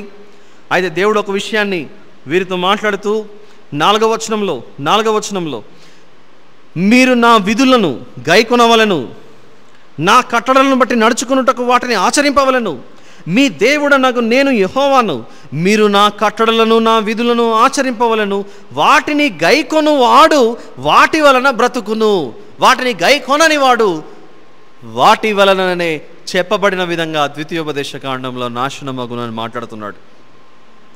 అయితే ప్రియులారా, అలా చెబుతూ మీకు ఈ కనాను దేశాన్ని ఇవ్వడానికి గల కారణాలలో 24వ వచనం 18వ అధ్యాయం 24వ వచనంలో చెబుతూ, మీరు ఈ దేశస్థులు చేస్తున్నటువంటి ఏ పాపములు చేయకూడదు, నేను చెప్పిన కట్టడలే మీరు పాటించాలి. ఈ కనాను దేశస్థులు వారి దేశాచారముల చొప్పున మీరు చేయకూడదు, వారు నడిచిన విధంగా మీరు నడవకూడదు అని ఈ 1 నుంచి 5వ వచనంలో చెప్పుకుంటూ వచ్చి 24వ వచనంలో చెబుతూ, వీటిలో దేని వలనను అపవిత్రత కలుగు చేసుకొనకూడదు, నేను మీ ఎదుట నుండి వెళ్ళగొట్టిన జనములు వాటన్నిటి వలన అపవిత్రులైరి, ఆ దేశము అపవిత్రత కలది గనుక నేను దాని మీద దాని దోష శిక్షను మోపుచున్నాను. ఆ దేశమందు కాపురం ఉన్న వారిని వెళ్ళగ్రక్కి వేయుచున్నది, కాబట్టి ఆ దేశము మీకంటే ముందుగానున్న ప్రజలను వెళ్ళగ్రక్కి వేసిన ప్రకారము. 26వ వచనం చూడండి, దేశ జనులు పాపాలు చేసుకుంటూ పోతే, దేశ జనులు చేసే నేరాలను బట్టి ఆ దేశ భూభాగం ఏం చేస్తుందని అంటే వెళ్ళగ్రక్కి వేస్తుందట, వోమిట్ చేసేస్తుందట. అది అప్పుడప్పుడు ఏదైనా మన ఎదుట అసహ్యమైనదైనా కనబడితే మన కడుపులో వామిటింగ్ సెన్సేషన్ స్టార్ట్ అవుతుంది చూడండి. ఎప్పుడెప్పుడు ఆ వామిటింగ్ సెన్సేషన్ నుండి బయటపడాలి, అది కక్కేయాలని ఎలా ఆలోచిస్తామో, భూమి మీద జరిగే పాపాలను చూస్తున్నప్పుడు భూమి ఎప్పుడెప్పుడు వీళ్ళని కక్కివేయాలని చూస్తుందట ఈ వచనాన్ని బట్టి. 25, 26 వచనాలలో ఆ దేశము అపవిత్రత కలది గనుక నేను దాని మీద దాని దోష శిక్షను మోపుచున్నాను, ఆ దేశమందు కాపురం ఉన్న వారిని వెళ్ళగ్రక్కి వేయుచున్నది, కాబట్టి ఆ దేశము మీకంటే ముందుగానున్న ప్రజలను వెళ్ళగ్రక్కి వేసిన ప్రకారము మీ అపవిత్రతను బట్టి మిమ్మల్ని వెళ్ళగ్రక్కి వేయకుండానట్లు మీరు, అనగా స్వదేశీ కానీ మీలో నివసించు పరదేశీ అయినా సరే, అంటే దేవుడిస్తున్న ఈ కట్టడలు ఎవరెవరికి? ఇశ్రాయేలీయులన్న స్వదేశీయులకు, ఒకవేళ ఇశ్రాయేలుతో కలిసి నివసించాలనుకున్న విదేశీయులకు, అందరికీ పరదేశీయే కానీ ఈ హేయక్రియలన్నిటిలో దేనిని చేయక ఈ నా కట్టడలను నా విధులను ఆచరించాలి. అలా ఆచరించకపోతే దేశం వెళ్ళిగక్క వేస్తుందట. మరి దేశానికి ఎలా తెలుస్తుంది అనంటే ఒకసారి వెంటనే మీకు హేబేలు గారి మరణం గుర్తు రావాలి.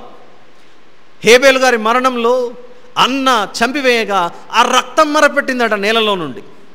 ఈ నేలలో ఒక పరిశుద్ధుని రక్తము కార్చబడితే వెంటనే దేవుని వద్దకు వార్త వెళ్ళినట్లుగా భూమి మీద పాపాల సంఖ్య పెరుగుతున్నప్పుడు ఆ పాపాలను చూస్తూ భరిస్తున్నటువంటి ఈ నేల, ప్రభువా ఎందాక తండ్రి వీటిని భరించాలి, నన్ను ఎప్పుడు కక్కివేయమంటావు ప్రభువా అని అడుగుతోందట ఈ భూమి. దీన్ని బట్టి ఆలోచిస్తే ఆ స్థితిలోనికి ఈ ప్రపంచం జారిపోకూడదు, ఆ స్థితిలోనికి మనం దిగజారిపోకూడదు.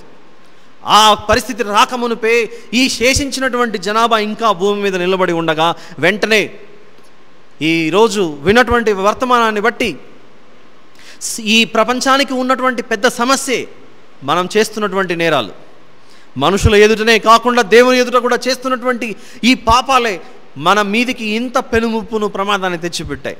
కాబట్టి వెంటనే పశ్చాత్తాప హృదయంతో మారిన మనస్సుతో దేవుని వద్దకు చేరి నన్ను కరుణించి రక్షించు ప్రభువా అని మరి ఈరోజు మొదటి వర్తమానంలో కన్నీటి ప్రార్థన అన్నటువంటి ఏ అంశం అయితే విన్నామో, అలా దీన మనస్సుతో, విరిగి నలిగిన మనస్సుతో కన్నీటి పర్యంతమై దేవుని దగ్గరికి వచ్చి, మనమంతా నన్ను, నా కుటుంబాన్ని, నా దేశ ప్రజలను, ఈ ప్రపంచాన్ని కాపాడవా అని ఆనాడు నెహెమ్యా గారు చేసిన ప్రార్థన అయినా, మరి ఎజ్రా గారు చేసిన ప్రార్థన అయినా, దానియేలు గారి ప్రార్థన అయినా, అలాంటి ప్రార్థనలన్నీ మనము ఒక మాదిరిగా ఉంచుకొని దేవుని సన్నిధికి వచ్చి మొరపెడితే తప్ప మనకు భవిష్యత్తులో ఈ మానవునికి మనుగడ ఎలా ఉంటుందో మనకు తెలియదు.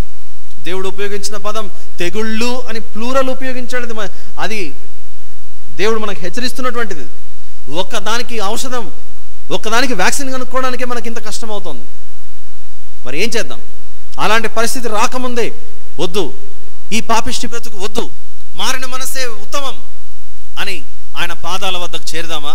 లేకపోతే ఇలానే చేసుకొని ఈ వ్యాక్సిన్లు కనుక్కుంటూ ఇళ్లలో ఇలా కూర్చొని మనము ఇంకా భయంకరమైనటువంటి పేదరికంలో జారిపోతాము? ఆలోచించండి. ఈ విషయాలను మీరు ఆలోచిస్తారని, ఈ ప్రపంచానికి ఉన్న సమస్యే దేవుని ఎదుట మనిషి చేస్తున్నటువంటి నేరాలు, పాపాలు. మరి పరిష్కారం ఏంటి? దేవుడు తెలియజేస్తున్నాడు, రండి నా వద్దకు వచ్చి మరి పరిశుద్ధమైన హృదయాన్ని కలిగి ఉండండి, మారు మనస్సును పొందండి అని హెచ్చరిస్తున్నాడు. ఈ విషయాలు మీరు ఆలోచిస్తారని, మరి విన్నటువంటి వాక్యం మీ హృదయంలో భద్రపరచుకొని ఇంకా అనేక మందికి తెలియచేసి ఈ ప్రపంచాన్ని కాపాడే పనిలో ఈ లోకానికి మీరు వెలుగై ఉన్నారని దేవుడు తెలియజేశాడు. కనుక చీకటిలోనికి జారిపోతున్న ఈ ప్రపంచాన్ని క్రైస్తవులే కాపాడాలి బాధ్యత. ఈ విషయాన్ని ఆలోచిస్తారని, మన ఆత్మీయ జీవితాలను దేవునిలో భద్రపరచుకోవాలని ఆశిస్తూ ఇంతటితో ఈ సందేశాన్ని ముగిస్తున్నాను. చిన్న ప్రార్థన చేసుకొని మరి సందేశాన్ని ముగించుకుందాం. ప్రార్థన. ప్రేమగలిగిన మా తండ్రి, కృపగలిగిన మా దేవ, పరిశుద్ధమైన మా తండ్రి, ఇంతవరకు మీరిచ్చినటువంటి సందేశాన్ని బట్టి మిమ్మల్ని మహింపరుస్తున్నాను. నా ప్రభువా, లోకంలో ఉన్న ప్రతి మనిషి మీ వైపు చూడాలని, మీ వైపు తిరగాలని, మీతోనే తరతరముల నుండి మాకు నివాస స్థలము మీరే అయితే అందులోనే మేము నివసించాలని మీరు తెలియచేస్తున్నా. మీకు దూరంగా మేము వెళ్ళిపోవడం వలనే ఈరోజు ఈ సమస్యలు మా మీదకి వచ్చి పడ్డాయి. నా తండ్రి, మరి ఈ ప్రపంచానికి ఉన్న సమస్య మీకు దూరం అయిపోవడమే. అందుచేతనే ఈ ప్రమాదాలు వచ్చి పడుతున్నాయి. అయితే మీకు సమీపంగా చేరుకుంటే మా బ్రతుకులు, మా జీవితాలు నా తండ్రి ఎంతో మరి ఆనందంగా, సంతోషంగా ఉంటాయని హెచ్చరించారు, తెలియచేశారు. జీవ మార్గాన్ని, మరణ మార్గాన్ని మా ఎదుట మీరు ఉంచగా మరణ మార్గాన్ని ఎంచుకున్నాం, కానీ జీవ మార్గాన్ని ఎంచుకోలేదు. కాబట్టి తప్పు తెలుసుకొని నా తండ్రి తిరిగి వచ్చి మీ సన్నిధిలో నేనును నా తండ్రి మేమందరమును మీ సన్నిధిలో మొరపెట్టుచున్నాం, క్షమించండి అని మొరపెట్టుచు ఈ సర్వమానవాళి మీద మీ కనికరము చూపి విడుదలను దయచేయమని ప్రార్థిస్తూ నా తండ్రి తిరిగి మరో సందేశం ద్వారా మా ఆత్మీయ జీవితంలో బలపరచమని వేడుకొంచు. మా ప్రభువును ప్రియరక్షకుడైన యేసుక్రీస్తు ప్రభుల వారి పేరట ఈ కృతజ్ఞతాస్తుతి ప్రార్థన మీకే సమర్పించి ప్రార్థించి వేడుకొంచున్నాను తండ్రి. ఆమెన్. అందరికీ వందనాలండి.